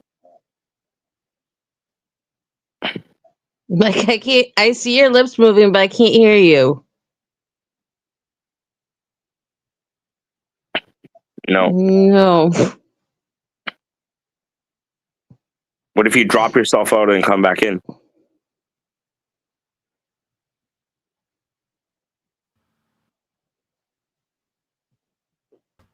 Can you hear me? Yeah. Yes. All right. Okay. I don't like this answer at all. I don't like it at all. Does it shake your confidence? No. No. You can't take checkdowns, right? I got guys that went out there and they fought and they got the ball back for us. You can't do it three drives in a row like I did. And everything that he said was about how he felt. And that's Kind of cool because that's what the question was, right? Does it shake your confidence? What I didn't hear him say yet, you know what? Let me let him finish the question. Maybe he says it. Let me let him finish the question before I tear him up, because he may actually get to it. Let me rewind it some.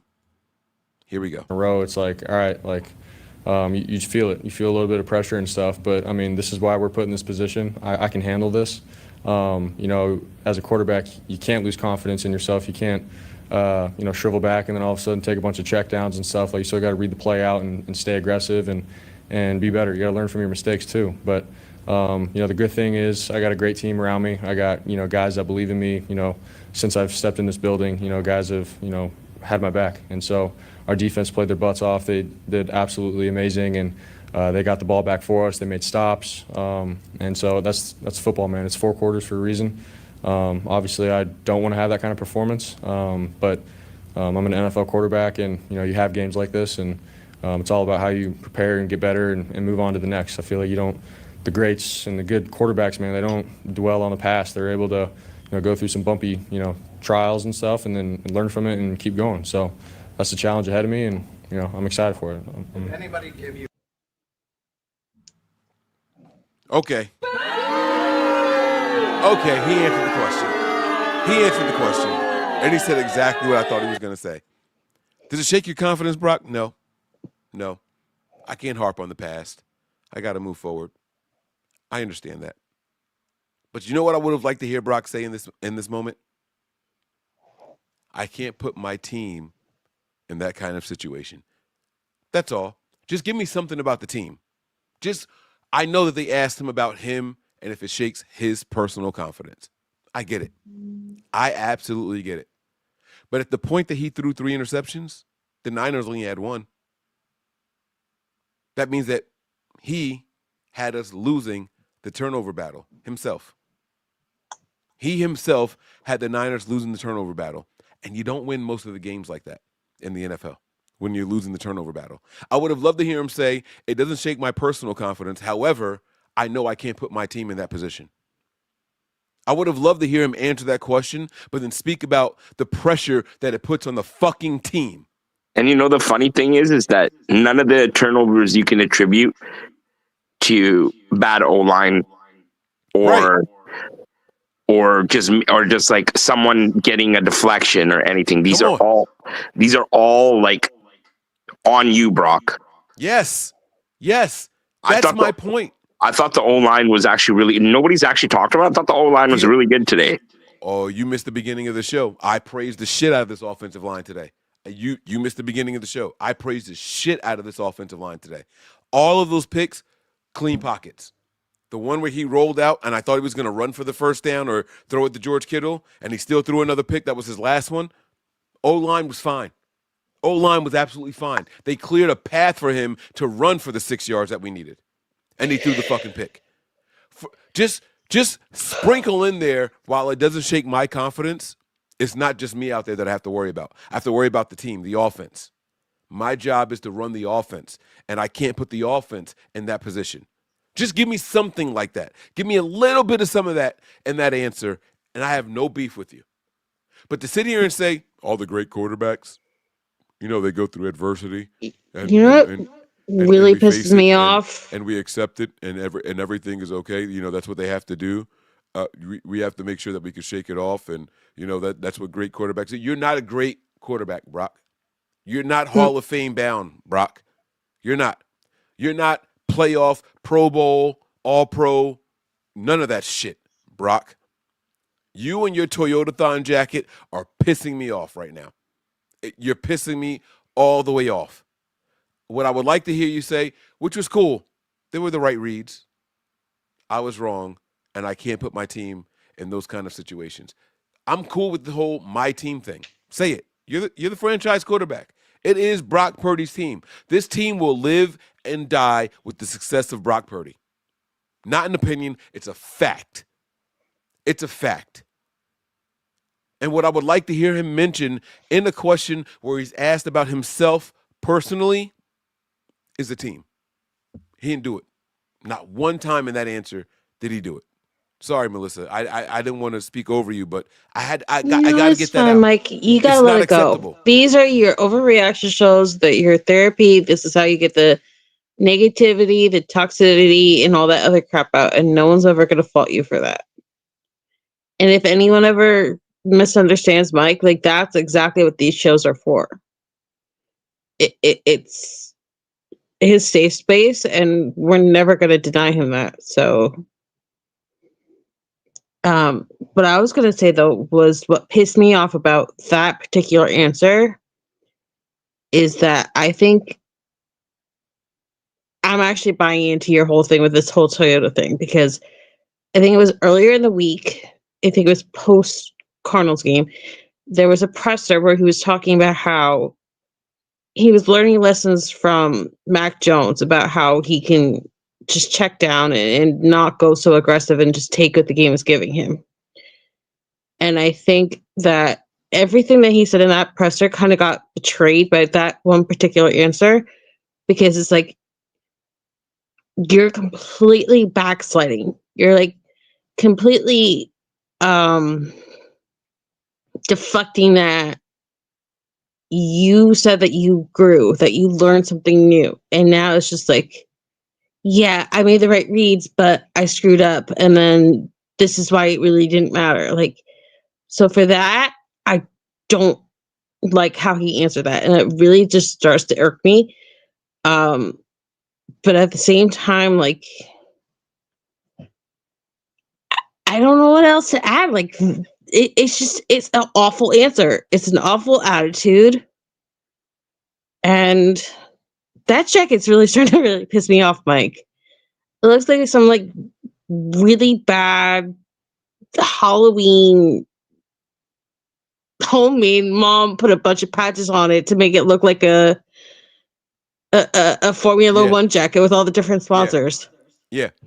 I'm not gonna lie to you. Like, and I hope I can get past the jacket in the presser. I'm gonna try to. I swear to you guys, I'm gonna try to focus more on what he's saying. I'm gonna go and get not my this hat jacket. because it's gonna make me calm down, because this is really pissing me off right now.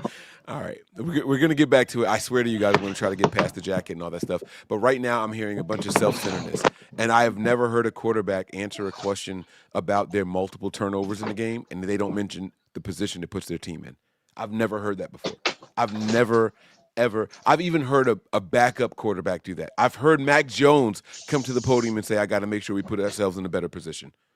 So I'm gonna shut up. I'm gonna hit play. But I'm telling y'all, it's pissing me off right now. Let's see if he rebounds. And keep going. So that's the challenge ahead of me, and I'm excited for it. Did anybody give you a pep talk at all, Brock, after any of those interceptions or at halftime?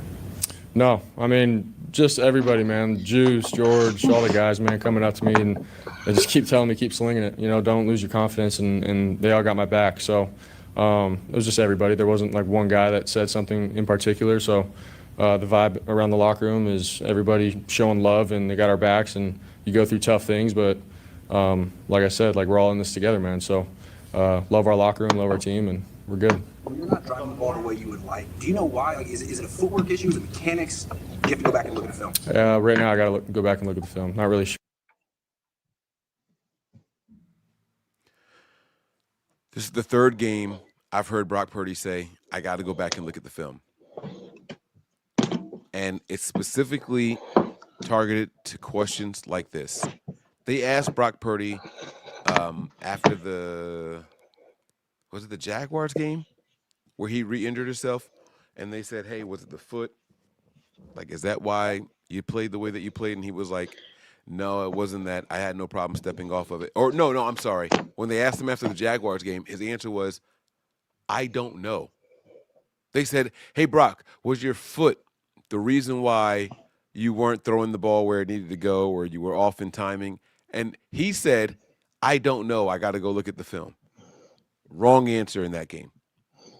You know when you're making the throws whether or not your foot is bothering you. Film isn't going to tell you the pain level in your fucking foot. There's nothing you're going to see on film that's going to tell you how much your foot was hurting. And here he is doubling down on it and saying the same thing again. Grant Cohn is asking a very clear question. Hey, was it your foot? right? The last question was about the mental process. No, I went to the right people. This question is, hey, was it something physical? Were you not planting right? Were you not getting your feet set? I got to look at the film. No, the fuck you don't. The film has nothing to do with how you physically felt out there throwing the ball, Brock. Watching a screenshot is not going to tell you whether or not you're hurting out there. You don't need to see the film. He said no. He said, no, it's not my foot, but I got to go back and look at the film. What the fuck does that mean? What does that mean, bro? You go through what tough are you things, talking but about? like I said, like we're all in this together, man. So love our locker room, love our team, and we're good. When you're not driving the ball the way you would like, do you know why? Like, is it a footwork issue? Is it mechanics? Do you have to go back and look at the film? Right now, I got to go back and look at the film. Not really sure. On the top of my head, it's just being aggressive and letting it rip and leading the receiver. So, but I got to watch the film and let you guys know later. Christian McCaffrey leads the NFL in both rushing attempts and receptions this year. How has he been able to be such a sturdy force every game and just productive all season long like that? Yeah, man, just the way that he trains and his preparation and understanding what he's about to go through every single game. Like, that dude is on a routine and on a schedule better than anybody that I know, and so he's able to carry that kind of workload and make the plays out of the backfield as a receiver, and then run the ball hard and fight and scratch and claw for every yard, you know. And so we have nothing but the utmost respect for that guy and what he does for our team, and does it over and over and over again. And so, I mean, obviously the numbers are great, but more than anything, man, he's a great example for all of us in the locker room. Did you get any sense that this game was more important to him? No. I mean, the way that he prepares every single week, he's always on one. He's always on top of his stuff and the details and stuff and his mindset. You know, he wants to go out and he's ready to pummel somebody. Like, that's Christian. And so, you know, obviously, if you guys ask him, I'm sure he'd give you an answer. But you know, they did trade him overnight, kind of thing, and he wasn't able to say bye to his teammates. So, I mean, I'm sure that's something. You know, you don't forget that as a player. But more than anything, we see this every week from him. So. Serves in 2022 when he got here, it was you that worked with him more to get him up to speed. Do you remember him when he first got traded, if he had a little bit of a chip on his shoulder at that point? Definitely. You know, right when he got traded and he came here, and you know, Jimmy was going through stuff as a starter and stuff, and so as a backup, like, I was the one sort of just helping Christian as much as I could, walking through plays and stuff after practice and meeting a little extra and going over stuff. And so you could tell, like, he was on top of it, and I was like, man, this is Christian McCaffrey, like, all-pro running back and everything. I wasn't really sure, you know, how he was going to be, but he acted like he was a rookie in terms of wanting to learn, wanting to know all the ins and outs of the offense and the details. So he's been like that. He still is like that. And, I mean, you guys see it every Sunday. He puts on performances like this. Last one, Omar, go ahead. From your lens, from your job's perspective, what's it like knowing you have that kind of a reliable target that could be anywhere on the field? I mean, it's nice. Obviously, like, he's Mr. Reliable. Like, he's always there. But more than anything, I just try to go through my reads and progressions, and then when 23 is there, I'm like, all right, cool. All right, I know let's that if I move get on the ball from in his Brock. hands, he can make a guy miss and turn a 4-yard gain into a 7, 8, 9, 10-yard gain, and he's done that over and over again. So, explosive player. I'm grateful to be playing for him or with him, and you know, obviously we need to keep finding ways to get him the ball. Brock, after, I think it was your second pick, you went over to some position groups and, I don't know, had a few words. What was kind of your message? Just owning up, you know, that's on me. Everyone's doing their job and fighting, and you know, we got grown men, man, you know, playing for their careers, and every game, every play matters. So when I'm out there and I'm not driving the ball and completing the ball, when Ricky's working hard on his route, the offensive line's working their tail off to block for me, you know, I feel that. I want to play really good for them. So you know, I just went over there and owned up to it and said, that's on me, guys. Keep doing your thing, and I'll be better for you guys. So. All right. Thanks, Harris. Thanks, guys. Howdy. How about Brock Purdy's Toyota-thon jacket? Oh, Jesus. Some people just bought. Oh, my God. Oh, my God. Excuse me, bitch? Are you fucking kidding me?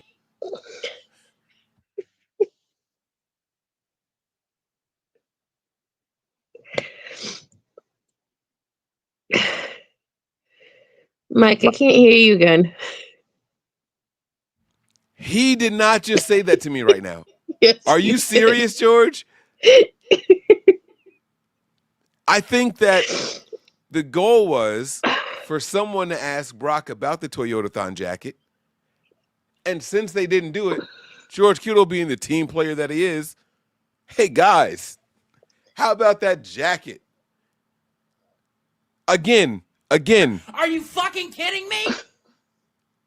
And I love George Kittle now. He went from being my least favorite presser guy to my most favorite presser guy. George Kittle is the epitome of a team player.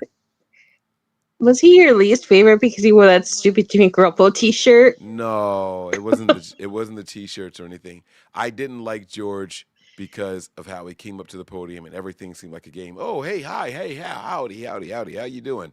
No, you can't ask questions anymore. You got 3. Let that person get 1 over there. Like, I hated all that. He was just too animated. It pissed me off. But that was 2 seasons ago. George Kittle has since become my favorite presser guy. I love George Kittle pressers now. But God dang it if this was not the worst way to start it. I can't believe that I went on that rant about the Toyotathon jacket, and then he starts his fucking presser about the Toyotathon jacket. I can't believe he did that. Like, this feels like the universe is now just fucking with me. Now I feel like the universe is fucking with me. He mentioned the fucking sponsor. Like, are you serious, George? Okay, let's just see how it goes. Let's see how it goes. How about Brock Purdy's Toyotathon jacket? Some people are just bought. It is what it is. I wear my Little Caesars thing once a year. Not yet, though, I don't think. This is Levi's, though. They made me wear this, so. Actually, I wanted to wear it. My wife liked it, is what it is. I got to throw a wrestling shirt underneath. Oh, this is Edge. Everybody's got a little edge in them. Her. What do you guys got for me? Anything fun?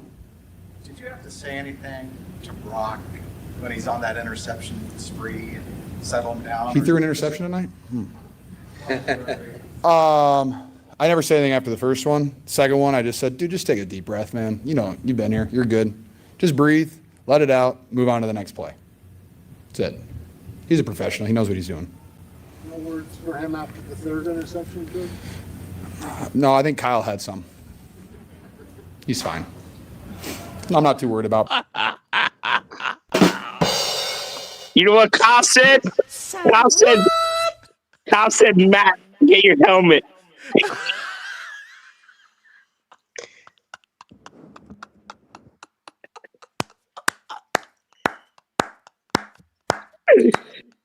And this is why George Kittle is my favorite guy. This is why he's my guy. After the first one, it was like, all right, I ain't gonna say nothing to him. Second one, dude, just keep, relax, get it together. After the third one, I ain't say shit, but Kyle did.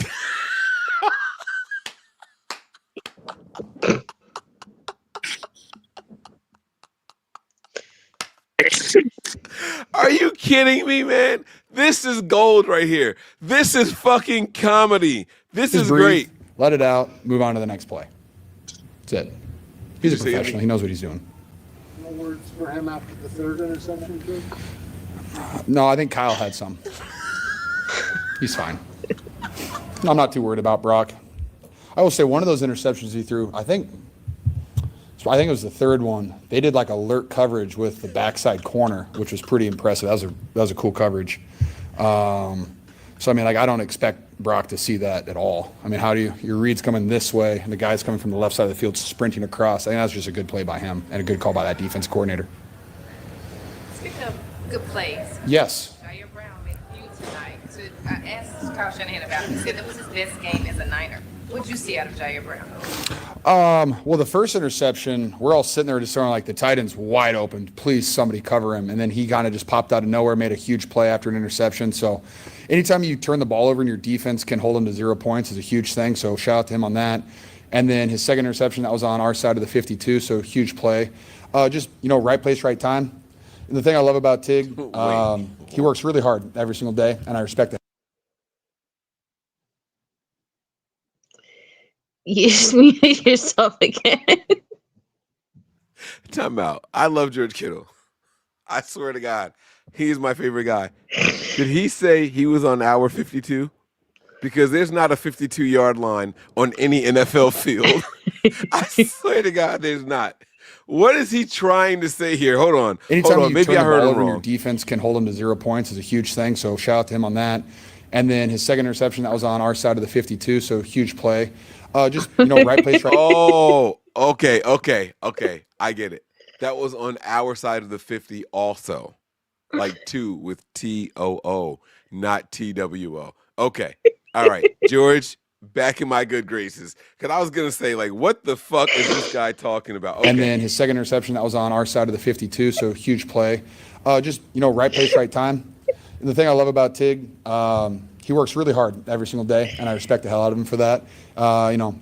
We all have, he's had down days. He's had days where, fans aren't really happy with him. And then he just shows up every single day and just works really, really hard. And, if he doesn't have those 2 interceptions and that's a touchdown or it's a completion somewhere else, it's a completely different game. Play, I think it was to start the third, where you picked up a blitz and then you caught a short pass right after. What was going through your head when you sort of went through all of those? That was actually, it was a play at a bootleg. It was just a bootleg, and basically it's actually funny. Right before the play, they said, "Hey, if there's pressure, change your route. Like, don't slam and go to the flat. Just do something differently." And they called it. They pressured right into it. So it was a good call by our coaching staff to just give me a heads up on it. And just it's fun to have green grass in front of you. It's really fun just to be able to rumble and bumble and stumble. So I thoroughly enjoyed that. What did you see on Christian's touchdown? Was that block just like you guys drew it up? The one down the left side of the field? Yeah. I'm on the backside just sprinting for my life trying to cut somebody off, and I was able to cut him off just enough. And thank goodness Christian McCaffrey's just really good at football and just makes guys miss, and he just trotted in the end zone. That makes me really happy. So anytime he's just feeling himself and running at a really high level, the Niners are a very good football team. Thanks, George. Thank you, guys. Can I ask y'all a question before we go to Christian? Yes, please do. This is a fun question. It's for both of you.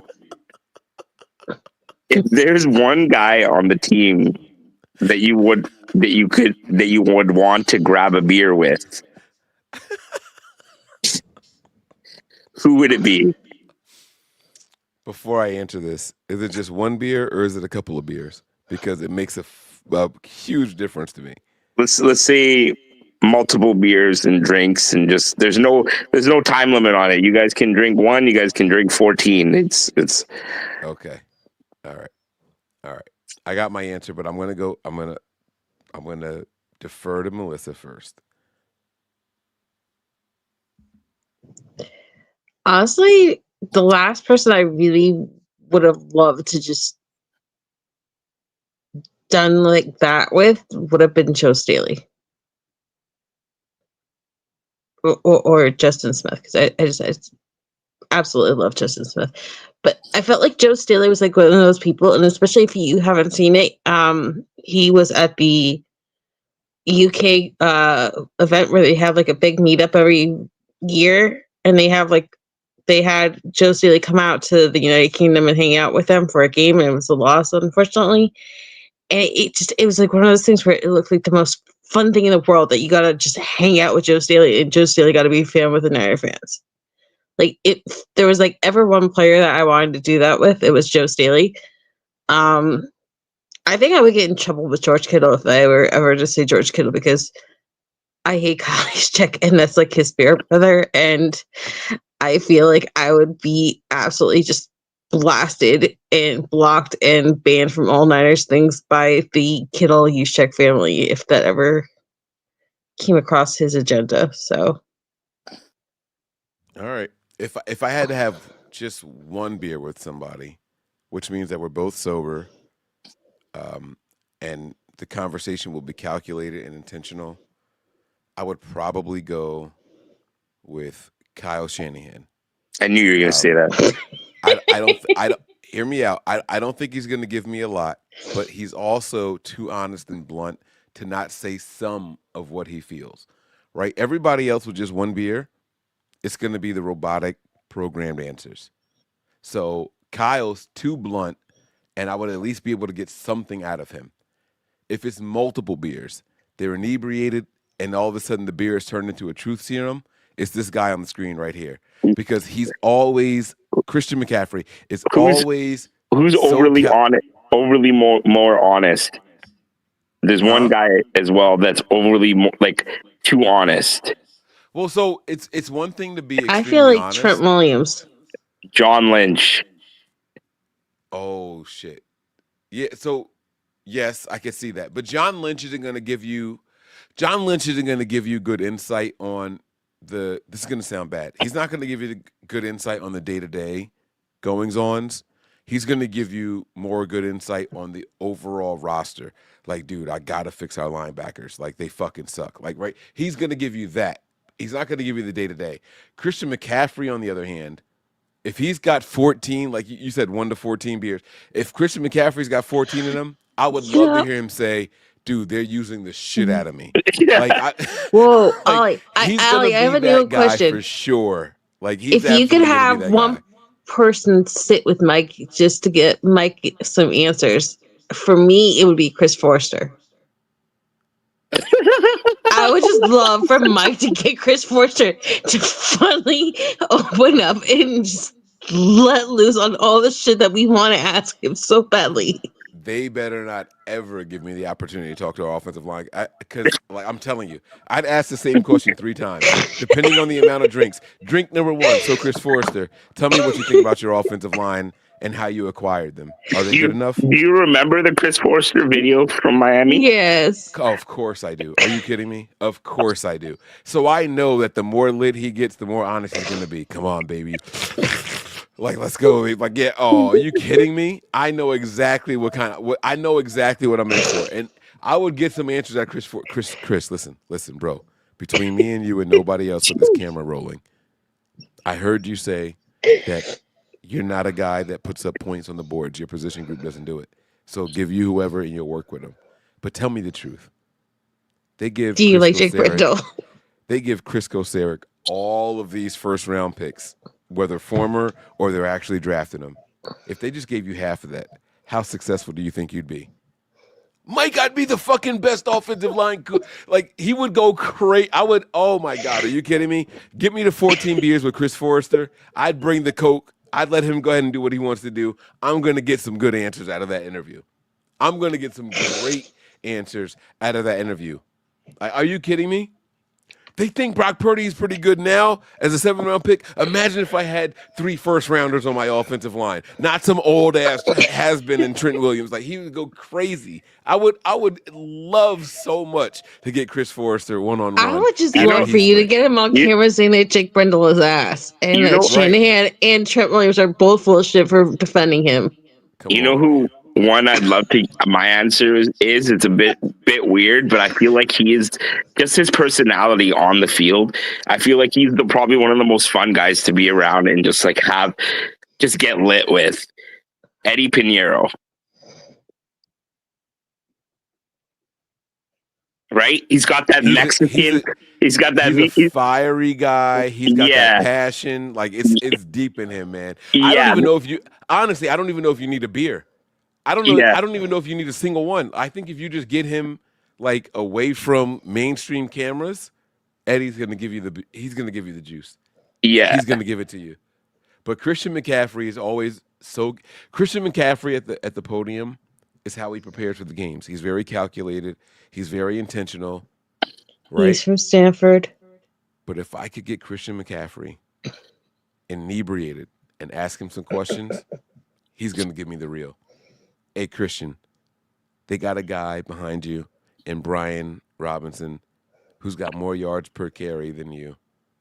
They got a guy who last year had over 5 yards a carry in Isaac Guerrero. Don't you think they should get more touches? Fuck yeah. They use the shit out of me, bro. I'm running too many routes. I'm out there blocking. I'm running the ball all damn game. I don't know what the fuck they expect from me. Like, I think that if you can get him drunk, he's going to light it up, man. He would be a phenomenal interview with some juice in the system. Are you kidding me? All right. Let's get back to it. Come on, because I think there's 2 more people after this. Let's go ahead and get to it. Much attention to the league during the season, but if I'm not wrong, I think you lead the league in touches, and you're like tied for 3rd when it comes to touchdowns as receiving, and then you lead the league rushing. What's it like for you to kind of come into a game and then have another big game like tonight? I really don't see it that way. I think there's probably a lot left out there that we want, but anytime you get a win in this league, it's awesome. I think and to your question, anytime I'm able to step on the field and play, I feel extremely blessed. I'm my biggest critic, always want more, but love the fact that our guys went out there today and found a way to win.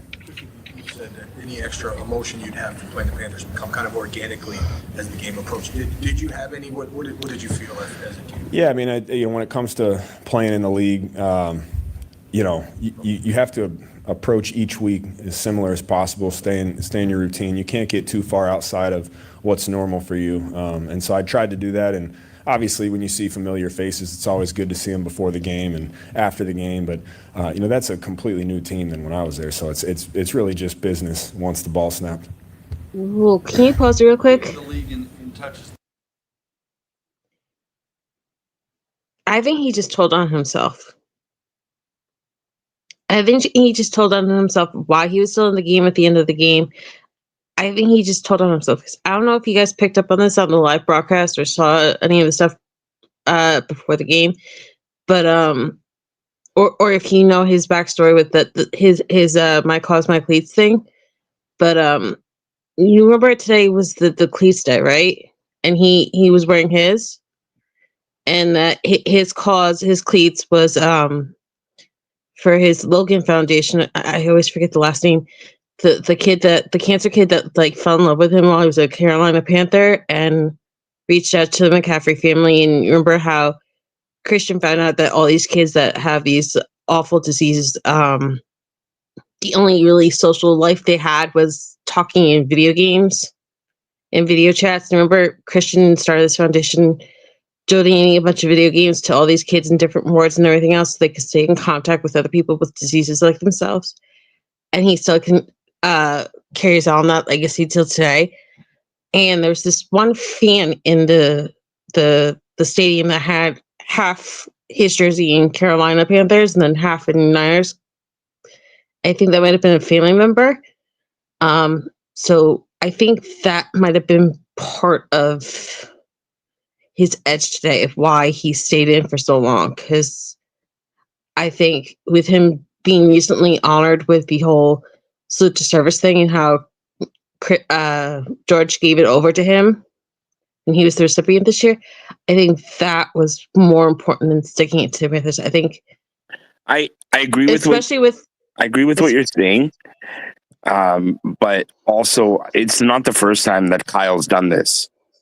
No, I understand that, but I think just in his answer, that's what triggered that in my head because I didn't think of that before. But he just had a daughter himself. His wife had a difficult labor, and she went through the ringer to have their daughter. I think when that stuff hits, I think that's kind of what drives you a little bit more in this one circumstance. Maybe that's just me, but that's what that's what clicked in my head when I was listening to him. They did show that fan 2 times throughout the game with the half Panthers, half 49ers 23 jersey.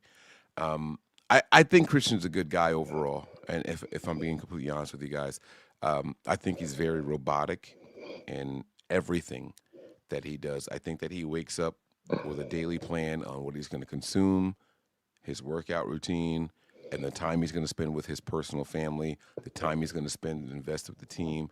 I think he is very robotic. I think that Christian McCaffrey is a program player. Are you going to bring up the Terminator thing again? Huh? Are you going to bring up the Terminator thing again? Did what? You remember, what was it, 2 years ago? Remember where he got, knocked in the helmet really badly, and he had, the guy with the screws on each side of his helmet, and they were screwing his, face mask back together on his helmet? Yeah, I remember that. Yeah, but when I say robotic, I just think that he wakes up every morning with serious intention. I don't think that there's any spare moments in his entire life. While he's playing in the NFL, I think that every single day and every minute of those days are accounted for. So it's going to be really hard to get him to drop his guard, to break character or anything like that. And it's not that it's a facade. I don't think that he's phony or that he's fake. I think that he sincerely wants to be the best, and I think that he was bred for that. It sounds bad because you're talking about a person and not a pet, right? But I remember the bloodline. I know what it means to them, right? And I think, like, I mean, just look at his face now. This team just came off of a win. Look at his contributions, over 100 plus scrimmage yards, right? He's got touchdowns in this game. He's clearly the man for the 49ers. But there's no, like, pleasure. There's no joy. I don't know if you sorry to cut you off there. I don't know if you saw this, but because I don't think you did, because you were doing the pregame show. So on Monday Night Countdown, they had a sit down. They had the McCaffreys, and then they had the Shanahan, Kyle's dad, Mike, and his mom, and they had Ed McCaffrey and Lisa McCaffrey. Sorry, Lisa McCaffrey. yeah, Lisa McCaffrey. And then so they were going back and forth and just like saying how the families grew up together and like how they've been interconnected and like whatever. And then they had brought up like how Kyle was catching balls from like Steve Young and this and that and his lineage throughout that, growing up through that. And then how Christian came, and then how he had thought he was getting traded to the Rams, and the day he got traded to the Niners, he went to go meet Kyle because they didn't really know each other too well. Like their families knew each other, but Kyle and Christian didn't really know each other too well. So Christian like went into Kyle's office and like they sat down for like 3 hours and they like just literally got to know each other and said, this is why I love football. And Kyle loved football, and they talked, and they were like literally like just like got like two incredible football minds, like Christian and Kyle, and they literally just sat down and just got to know each other, and like we were just going back and forth. It was a really cool segment to see. I did miss that. I did not see it, and that's something I would like to see, actually, believe it or not. They've done that twice now. I'll have to check that out. Because again, look at his face, right? Like even after a big win, this is what you get with Christian McCaffrey. Did you ever see the one with him and with him Trent? is business as usual. Everything with him is that way. There's no. Did you ever see the presser with him and Trent though? This was a bad win. It's just business as usual. Like this is what we're out here for, whether it's a win or a loss. He is just on to the next, no matter what. And to your question, Melissa, I have seen him with Trent. You know, they did the whole like Rob and Big Rob, or what was it? What Big? Damn, I can't remember. What's the guy's name from MTV? Rest in peace to the one guy. Rob and Big. Damn it, I don't remember what it is. It was MTV, Big someone, and Rob, but Rob Diedrich and the big black dude. I don't remember what the fuck his name was now, but that was like a thing. So, But I only brought that up because I feel like that was the one time he let his guard down. I don't even know if his guard was down in that. If I'm being honest with you, I've seen them do it, and I don't even know if his guard was down there. Big and Rob. Okay, the guy's name was Big, and the other guy's name was Rob. I don't even know if his guard was down there. He like any question that he wasn't prepared to answer, he just looked over, and it was like, all right, Trent, this one's yours. I think he's just extremely planned. I would love to get this guy, and not so much being vulnerable, just hey, put down the character. Like, let's see who Christian McCaffrey is. You I think don't want that's to know about the football the player. Stanford though? Because like that's John Lynch, that's Richard Sherman. They're very polished when it comes to pressers. I don't think it's the Stanford thing because Solomon Thomas wasn't like that. Solomon Thomas would break football character to talk about personal things that matter to him and all. I've seen Richard Sherman put down the football and the professional thing and talk about what matters to him, and you know you could see his passions come through at post-game pressers. When Richard Sherman was pissed, you're gonna know that he was pissed. When he was excited, you're going to know he was excited. So I don't think it's necessarily a Stanford thing. But this is, again, just look at his face. Let's go ahead and get back to it. But, I don't know. We'll see. The way that you are. First of all, how are you feeling physically, and how are you able to, within your training regimen, be able to handle the workload that you do? Yeah, I mean, I feel great. Physically I feel good. Again, I think I work hard. We got a great staff out here, but I say this all the time, and God is good, and I feel really blessed to be able to be playing football right now and to have as much load as I've had and continue to play. I give all the glory to God. What'd you think of the way Brock bounced back? He threw the 3 picks, but he just seems like he just has that mentality to just keep winging it. Yeah, I love that about him. I love that when maybe he's might be struggling early, he still rips it. And that's what we want him to do. We want him to keep playing confident. And so, when he's playing like that and doesn't miss a beat, we know that he can do special things. When he throws 3 picks in kind of fairly rapid succession, do you feel the need to say anything to him? No, absolutely not. No, I mean, he's as poised as they, nobody needs to, he's a professional and a really good football player. Nobody needs to tell him anything. I think it's like, if I make a mistake, I know I make a mistake. Or if I have a drop, I know, somebody says catch the ball, it's like, it makes you want to knock them out. It's like, those aren't, there's not really nothing to say. You just keep on playing. It's a long game and anything can happen. So you don't say anything to him. All right. He got me. At the beginning of his answer, I was pissed off. After he throws 3 rapid succession interceptions, do you feel like you need to say anything to him? No, I don't. And then he goes on to say, because when they throw the ball to me and I drop the ball or I fumble and someone says, hey, hold on to the ball, catch the ball, I want to knock them out, right? Like, of course I want to hold on to the ball, you dumbass, right? Like, of course Brock didn't want to throw an interception. So he kind of won me over as that answer went on. I do understand what he's saying. But with that said, I do think that some players need to say, hey, next time I'll be ready for the 50-50. Next time I'll be ready to fight through traffic. Or I'll try to undercut the guy. I do think that Brock needs that kind of encouragement. Like Christian McCaffrey was a first-round pick. Brock was not. Brock is not from a lineage of NFL football players. Christian is. So, yeah, Christian, you might not need to hear it, but that doesn't mean that Brock doesn't need to hear it. So I do like what he said, though, because I get it, right? I don't care who you are or what you do for a living. When you mess up and you know you messed up, you don't need anyone to tell you. Like, dude, I didn't fucking do it on purpose. Get out my face. Like, I'm going to try to be better, right? I'm going to hope to not make that mistake again. So I do like it. But 3 drives, that's a bit different. So I would like to know that they want to say something to him like, hey, we still got your back. Forget about play better. Forget about put the ball in the right spot. Forget about don't throw an interception. That part they know. But let them know that, hey, we're still here. We still got your back, and we want you to be the same guy. Keep slinging that bitch because we're going to, more times than not, we're going to come out on the positive side. I would like to have heard him say that. Scott, here you worked extra with Brock to get caught up on the playbook. Did you notice that about him then, that there was kind of this even-keeled confidence even before he was starting? Yeah, definitely. He's a humble warrior. He's quiet, obviously, but he plays with so much energy, and he's got a massive chip on his shoulder, which is something that we love and that you want in your quarterback. He's aggressive. He doesn't hesitate, and he's a great guy to have in the huddle. Good. Appreciate you guys. Ladies and gentlemen, boys and girls, my personal dog of the day, you guessed it, Jair Brown, baby.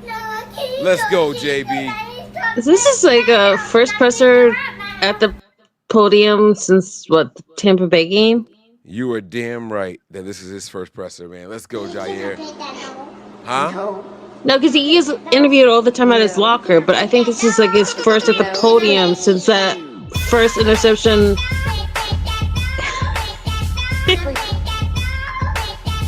Let's go, Jair Brown, baby. Huh? Bringing the swag up there with that suede jacket, the chain, the bling in the ears, the hair done. Look at him jacking my style. Look at him jacking my style. I see you, JB. Huh?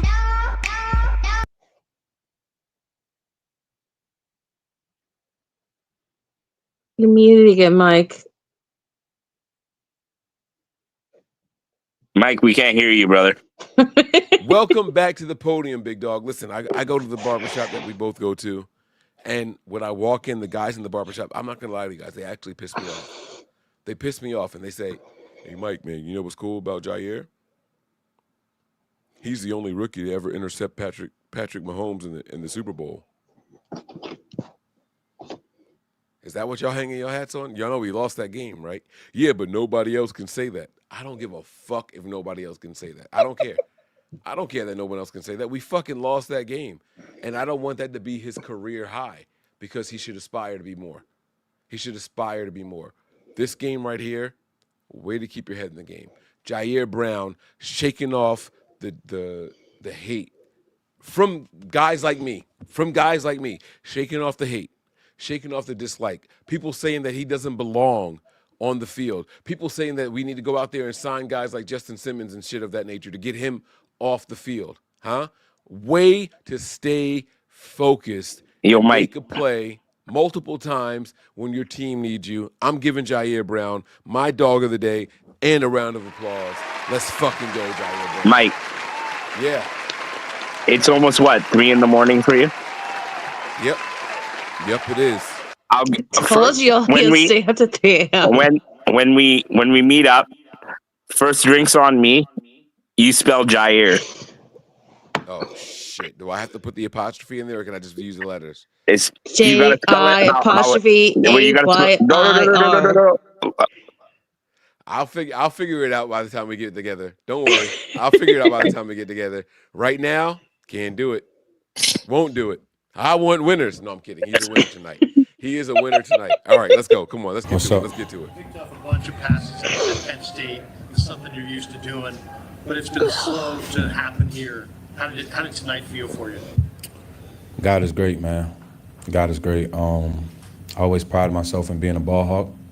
And like you said, man, it's just been slow, and just, keep getting at it, man. Keep going, you know what I mean? Keep taking game by game, waiting on your opportunity. And tonight I was able to capitalize. What did you see on both of them? I'm sorry. Correct me if I'm wrong, but you like to say chopping wood and carrying water. That's like one of the sayings that you kind of go by. And being that you came into this game or this season, you were a starter, then not a starter, and then you get a rewarding win like this. And then Shanahan just a second ago saying it was your best game as a Niner. How does that make you feel? And does it feel full circle?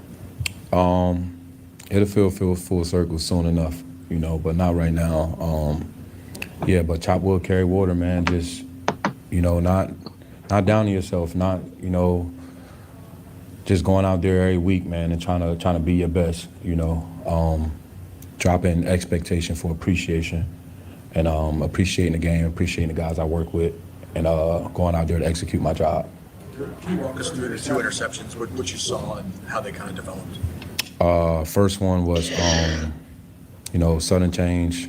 It don't really matter to us. Go out there, play defense. And seeing Bryce, looking down the middle of the field. Looked like he was finna scramble at first, but kind of stopped and felt like he seen something.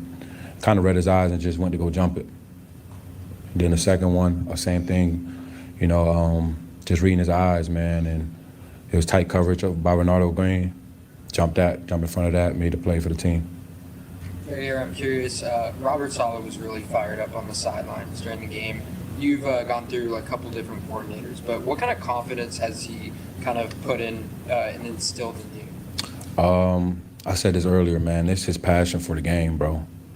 To see him hanging out late nights, early mornings, watching endless tape. Trying to put us, holding on, being accountable to himself to put us in the best situation possible. And man, you just want to go out there and execute when you see a guy that passionate about defense, man. And tonight I was able to execute for that. Did Purdy or any offensive guys have anything to say to you for kind of bailing him out after the interception run? It's not, man, it's the game of football, man. It's like, it ain't no bailouts, man. We see turnovers happen. We see interceptions happen. It's all a part of the game. If it was a perfect game, I don't think people will watch it as much, but just having the offense back, man, like they had ours previous weeks, and playing complimentary football. How did you study? Bro, he is handling this presser like a 6-year veteran right now, bro. The calm, the demeanor, the answers. Did anybody on the offense come out there and thank you for bailing them out? There's no bailouts. I'm a defensive player and I got a job to do.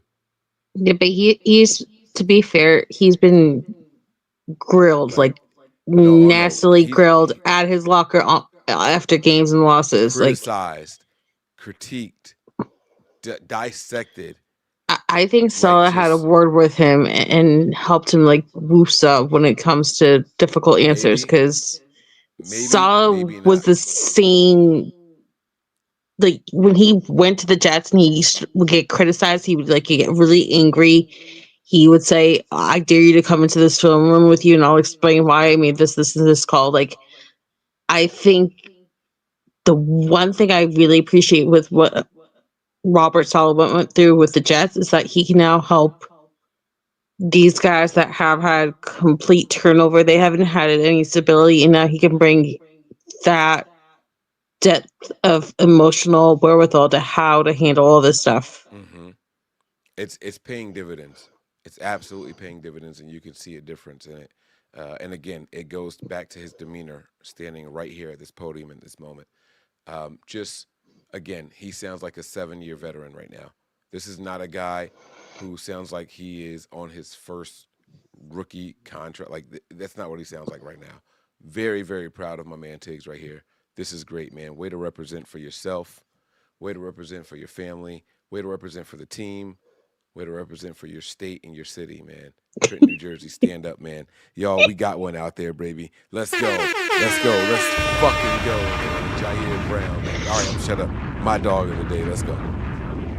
Yourself entering the season as a backup, having to adapt to a new role, a big nickel, before ultimately going back to safety. How did you kind of ground yourself throughout that process? Goes back to trusting God, you know. Big believer in God, man. Big believer in my abilities on the football field, and not letting nobody or nothing shade me from that, you know. God has timing for all of us, and tonight was my time. A couple more just to get a win. So you guys have a streak going, because Trent was saying how you guys have been kind of hot and cold. It's just been pockets of consistency. It feels good to get some consistency, honestly. You know, two win streak, trying to make it 3 coming this week, trying to make it 4 coming the next week. It's hard to get a win in this league, man, and you just want to keep pounding at it, keep trying to, you know, grab a win every week, no matter how the game look, no matter how it go, as long as we win at the end of the day. How has this defensive group shaped a new identity, maybe, without Fred and Nick? I love this group, man. A bunch of young guys, hungry, passionate, you know, want to be great, you know, want to be put in a situation to be great. Malik, Stout, RG, Demo, Curtis, D, Samo, all the guys, Huff, man, every last one of them, AC, every last one of those guys want to be great, man. And they just want to contribute, you know, to a win as much as they can. And when you have a young group like that that's hungry and passionate, you can be unstoppable defense. It was a hell of a defensive effort, all 3 levels. What was Saleh's message to you guys this week? Because, man, you guys really seemed like you came out focused. We had a couple of guys speak this week. You know, a couple of guys spoke last night, and Samo spoke, man, about opportunity, and a lot of guys felt that story coming from Samo, and man, tonight was a night, you know, to have the opportunity to show the world what the 49er defense is, you know, being down some of our best players, and the guys did a great job of doing that tonight. All right, thanks, Jim. Thanksgiving approaching this week. What are your thoughts? And what's on the dinner table for Thanksgiving? My mama landed in town this morning. There's gonna be some great meals cooked. I'm a big dessert guy. I'm gonna try to eat a little amount of banana puddings. You know, I ain't gonna go too crazy because we got a big game coming up this week. But happy Thanksgiving to all you guys. Can I pet that dog? No. Can I pet that dog? No. Can I pet that dog?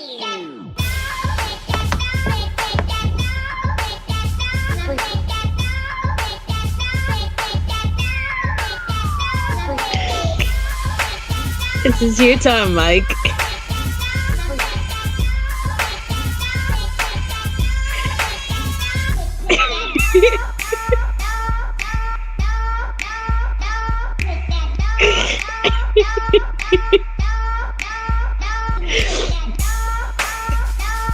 Hey, Ellie.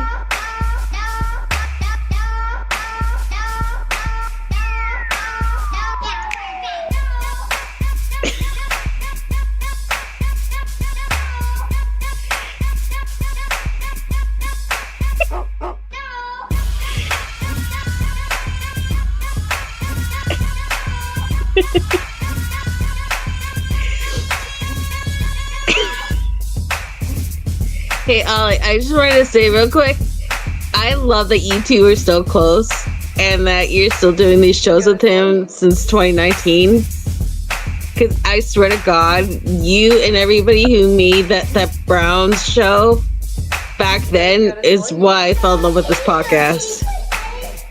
Yeah, it's been a great run. It's been awesome. This is Mike After Dark, y'all. Mr. Birthday Mike is the building. No. It's Mike After Dark.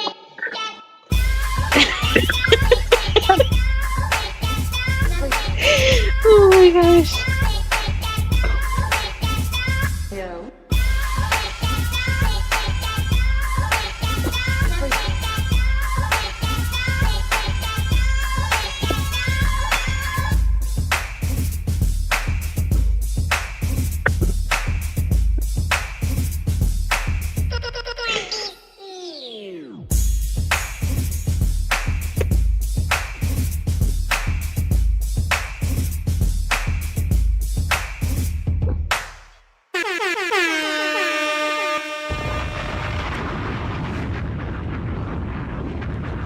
Shout out to my San Francisco 49ers, ladies and gentlemen. I want to give everybody out there who participated in tonight's Overreaction show a big round of applause. Shout out to my man Ali for holding me down. Shout out to my girl Melissa for being here for the start and the finish of the 49ers Overreaction show. Guys, I want to let you guys know, man, our San Francisco 49ers are holding on for dear life right now, right? While we are still only third in the NFC West. Only third in the NFC West. We're only one game out of first. We are only one game out of first. And we have a winnable game coming up next week. I can't tell you guys for sure whether or not we're going to catch Seattle. I can't tell you guys for sure whether or not we're going to catch the Rams. But what I can tell you guys is this. We are in place for one of those three wild card spots. We control our own destiny, and we don't need to be perfect from here on out. Before we close this one out, I'm going to give the floor to my guest. I'm going to give you guys the floor one by one for your final thoughts, and we're going to get up out of here. I got to take my ass to bed. So, Melissa, you're up first. Your final thoughts now, and then we are going to bed. I got to go to sleep, man. So, Melissa, final thoughts. By the way, you guys were looking for the last interception game. That was the Texans game when Diamador Lenore got the first official interception of the year on National Tight Ends Day. My final thoughts are: feel how you feel, be whoever you are, be a fan. We're thankful for you guys for this podcast, always being here, always supporting Mike, and I'm grateful for the both of you. And it doesn't got to be pretty. You don't got to be happy. Just be a fan and support each other. As long as you don't bully, we cool with you. I love it. I absolutely love it. Ali, you are up next, man. Your final thoughts. It was an ugly win. Wasn't a pretty win, but that's how it goes sometimes with in the NFL. It's never the perfect win. This almost felt like a win that was a loss. This is like we were arguing about Brock Purdy 3 interceptions. We were down. We're talking down. You know what? We still got the win. 49ers dub. To quote my boy Fred Warner, Dub City. Let's go. We're 8-4. We have had the most adversity thrown at an NFL team that I've ever seen in my entire life. We're 8-4. where everything's upwards. We got an easy schedule, favorable schedule. I'm not saying this is a Super Bowl team. This is definitely a playoff team. We can win a playoff game. Hell, we can win 2 playoff games. Hell, we can win 3. Shut up. What are you talking about? You can't win 3 playoff games. You never know. We may win 3 playoff games. Man. But let's enjoy the ride, faithful. It's I have no expectations, and but I'm just enjoying the ride. It was fun to jump back on here. It's been a while, so thanks, Mike, for having me, and happy birthday, brother. Happy I appreciate Thanksgiving to big you dog, both. man. There was one more super chat that I didn't read. I'm going to read it now. I'll pop myself up here so it doesn't look like it's all on Ali to answer, and then I'll make it 3 screen. It says, the only way might make sense is if you're as... Wait, let me try again. The only way might make sense is if you saying bench Purdy and let Mac Jones play the rest of the season. No, I'm not necessarily saying that. That's not what I was going for with this game or with this show. And thank you very much, JP, for your super chat. Let me go ahead and give you the sound effects for your first one. What I was saying was Kyle's got to make a decision, period. And whatever decision he decides to ride with, we as faithful have to accept it and know that going into the games. And if he decides to go with Mac Jones, know that we're not scoring a lot of points. Is it safer? Maybe. I'll say that. And I won't hesitate to say it. Maybe. Mac Jones doesn't put the ball in harm's way as many times a game as Brock Purdy does. All quarterbacks do put the ball in harm's way, though. But the flip side is, if you start Mac Jones, what are you losing from not starting Brock Purdy? The explosive plays, the scrambling ability, the confidence and the ability to audible out of certain plays, to change plays at the line of scrimmage. You lose a lot when you go from one guy to the other.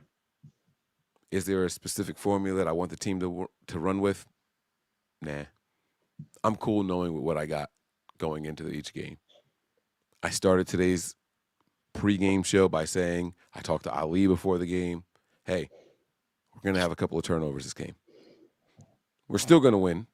And I said Niners by 13, and I predicted 2 turnovers. We had 3. We won by 11. I think I feel pretty good with what I said, right? And these are going to lead to my final thoughts. Faithful, we've got a lot of season left. We haven't had our bye week yet. The players haven't had a chance to sit back and relax and recuperate. They haven't had an opportunity to revitalize their souls, their spirits, or even their physical bodies. There's a lot of turmoil and stuff going on. People are throwing distractions at us that are coming up out of nowhere. People would like y'all to believe that this is a disgruntled team, that they don't know what's going on with their roster. They want you to believe that there are players currently on the roster, on IR even, that don't want to be here. Kyle's not saying that. The players themselves aren't saying that. And while we go through the turmoil and the turnover on the roster with the injuries at the linebacker position, you know one thing I didn't hear Kyle say at the beginning of this game? How many players, at the beginning of the pressers, how many players did we lose in this game? Ali, Melissa. 1. Can't hear you. First time ever, 1. 1. Just 1. Just 1. We went from none before, but it wasn't a loss. Then we went to 3. This is the lowest amount of players that we have lost to injury in a win. Just 1, guys. Just 1. Doesn't seem to be season ending, not career ending. Are the Niners turning the page? Are we getting better as an organization? Maybe. Maybe. Right? And the haters out there, you guys keep on losing players. You're right. But you know what the depth keeps doing? They keep getting better. Tonight, I saw Curtis Robinson go out there and not miss a beat. I couldn't tell that was not Fred Warner out there tonight. I saw Jair Brown who has been under a microscope from me. I won't speak for anybody else. And I have been criticizing and critiquing him all season long. That man went out there and turned the page. Mike, I hear you. Mike, I see you talking shit. And what did he do? He didn't just go out there and have a good game. He earned my dog of the day. My solo dog of the day. Right? I saw Kyle Shanahan put together a masterclass on how to go out there and win games. There were 21 points, 3 touchdowns worth of scoring drives that were left out there. Not because of Kyle, not because of the offensive line. Those were the biggest concerns on the offensive side of the ball. It wasn't their fault. I saw this defense give up not a single double-digit amount of points. Not once. They held it down and gave up only 9 points in a game where the offense gave them the ball 3 additional times, guys. 3 additional times. They gave up 9 points. If you go into a game and you tell me, hey, the Niners are going to give up the ball 3 times, what's the other team going to have? I don't care if it was the Panthers. I don't care if it was the Titans. I don't care if it was the Browns. You're going to come up with a double-digit number. I promise you're going to come up with a double-digit number. Tonight, we defied the odds. Tonight, we showed the entire world that this team is not going to lay down because of who y'all think we are. They said that we are going to continue to fight. We're going to continue to battle, and it's not about the outside noise. It's about what we have going on inside this locker room. And they gave us faithful a reason to believe. Robert Saleh, job well done. Brent Boyer, job well done. Kyle Shanahan, job well done. And to John Lynch and his staff that has gone out there. Matt Gay was perfect. We didn't even mention him all night long. All night long. The Niners are officially on their 3rd kicker, and we haven't missed a single field goal outside of week 1, guys. Outside of week 1, we haven't missed a single field goal all year long. Y'all don't have a reason to celebrate? Let's get up in here a bit. Y'all don't have a reason to be happy? Let's get up. Give it a game. Don't get me fired up before I have to go to bed. Don't do it, bro. Don't do it, bro. Don't do it, bro. Okay, go to bed. The Niners have had the worst special teams unit for the last 3 seasons. I see which way we're trending. I see which way we're trending. Huh? The Niners have had one of what we feel is the worst offensive lines in the NFL. We have now gone through 2 games with no sacks. 2 games in a row with no sacks. Huh? No one's talking about it. Let us keep flying under the radar. Let us keep being underestimated. Let people keep counting us out. It's not on the faithful. It's not. We can sit here and be as faithful as we want. We can be as negative as we want. It's on the coaching staff, and it's on the players. And tonight, what I heard was them ringing that bell. They said, hey, faithful, we're here. Hey, faithful, we're giving y'all a reason to cheer. And while I heard boos, I did hear the boos. They made adjustments in the second half, and they got better in what was the worst first half offensively I have seen in a long time. They still got better. And they have cemented themselves as a team to be reckoned with in the NFC. The 49ers are now 3-2 at home, 5-2 on the road, 4-1 in the division. And we are fully in control of our own destiny. If you told me we were going to have the litany of injuries that we had at this point in this season, no Nick Bosa, no Fred Warner, Brock Purdy gone for how many games? Brandon Ayuk gone all season long. Ricky Pearsall gone for how many games? George Kittle gone for how many games? We lost Omenihu. We lost Huff for how many games? If you told me all of that, Michael said, Williams. what's your record? Come on, Michael. Come on, man. Our first round pick. If you told me all of that accumulated. Are you talking about Sam O, Mike? I said Charles O'Menahue. Yeah, Sam O. That's who I meant. That's who I meant.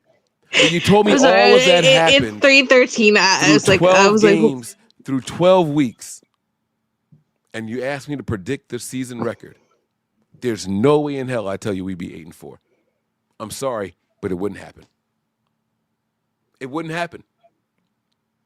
The most faithful of faithful would not have told you that we would be standing where we are right now. And while it only looks like we're only third in the division, I'm telling you guys something. There's not a single team in the NFC that wants to play us. The level of resiliency has been tested by this team. And they've answered the bell every fucking time. Every time. And we're only getting better. And on that, I'm going to leave you guys with this. I'm going to leave you with this. Turmoil comes. Bad times come. But it's not about who you are as an individual. It's about how you answer as a team. I think the Niners have one of the best locker rooms from top to bottom in the entire NFL. And I will bet my life on that more than any star-studded roster in the entire league. We saw the Eagles and Jeffrey Lurie, who are touted as one of the most aggressive GMs and teams in the entire NFL. They go and get everybody. And every time they make a move, I hear Niner fans say, how can they do it? How can they afford to do it? Down in and down out, week in and week out, every single season. How can they do it? And they started the game 21-0. The Niners started the game with 3 turnovers in the first half. We came out on top, and they lost their game. What does that tell you about this team? Don't answer me. Just take that to bed with you. I'm getting out of here, guys. I had a blast. Shout out to Ali. Shout out to Melissa for holding me down. We're going to go in order that we are on the screen. I'm going to start it. Melissa, you're next. Ali, you take us home. Y'all ready? Prepare for glory. Ready. Anticipate pain. But always remain faithful. Remain faithful. Peace. We out of here. We all gas, no brakes, pumped up, no fakes. We spinning, we winning, we high stakes. We never miss, we all makes. Look at us dudes trying to prove, bringing you news with nothing to lose. Mike, Nick, Tony, Wayne, Method Man, we bring the pain. Hey, see, I'ma confess it. We under the pressure. If you looking to find us, we them nothing but Niners. Nothing but Niners. We nothing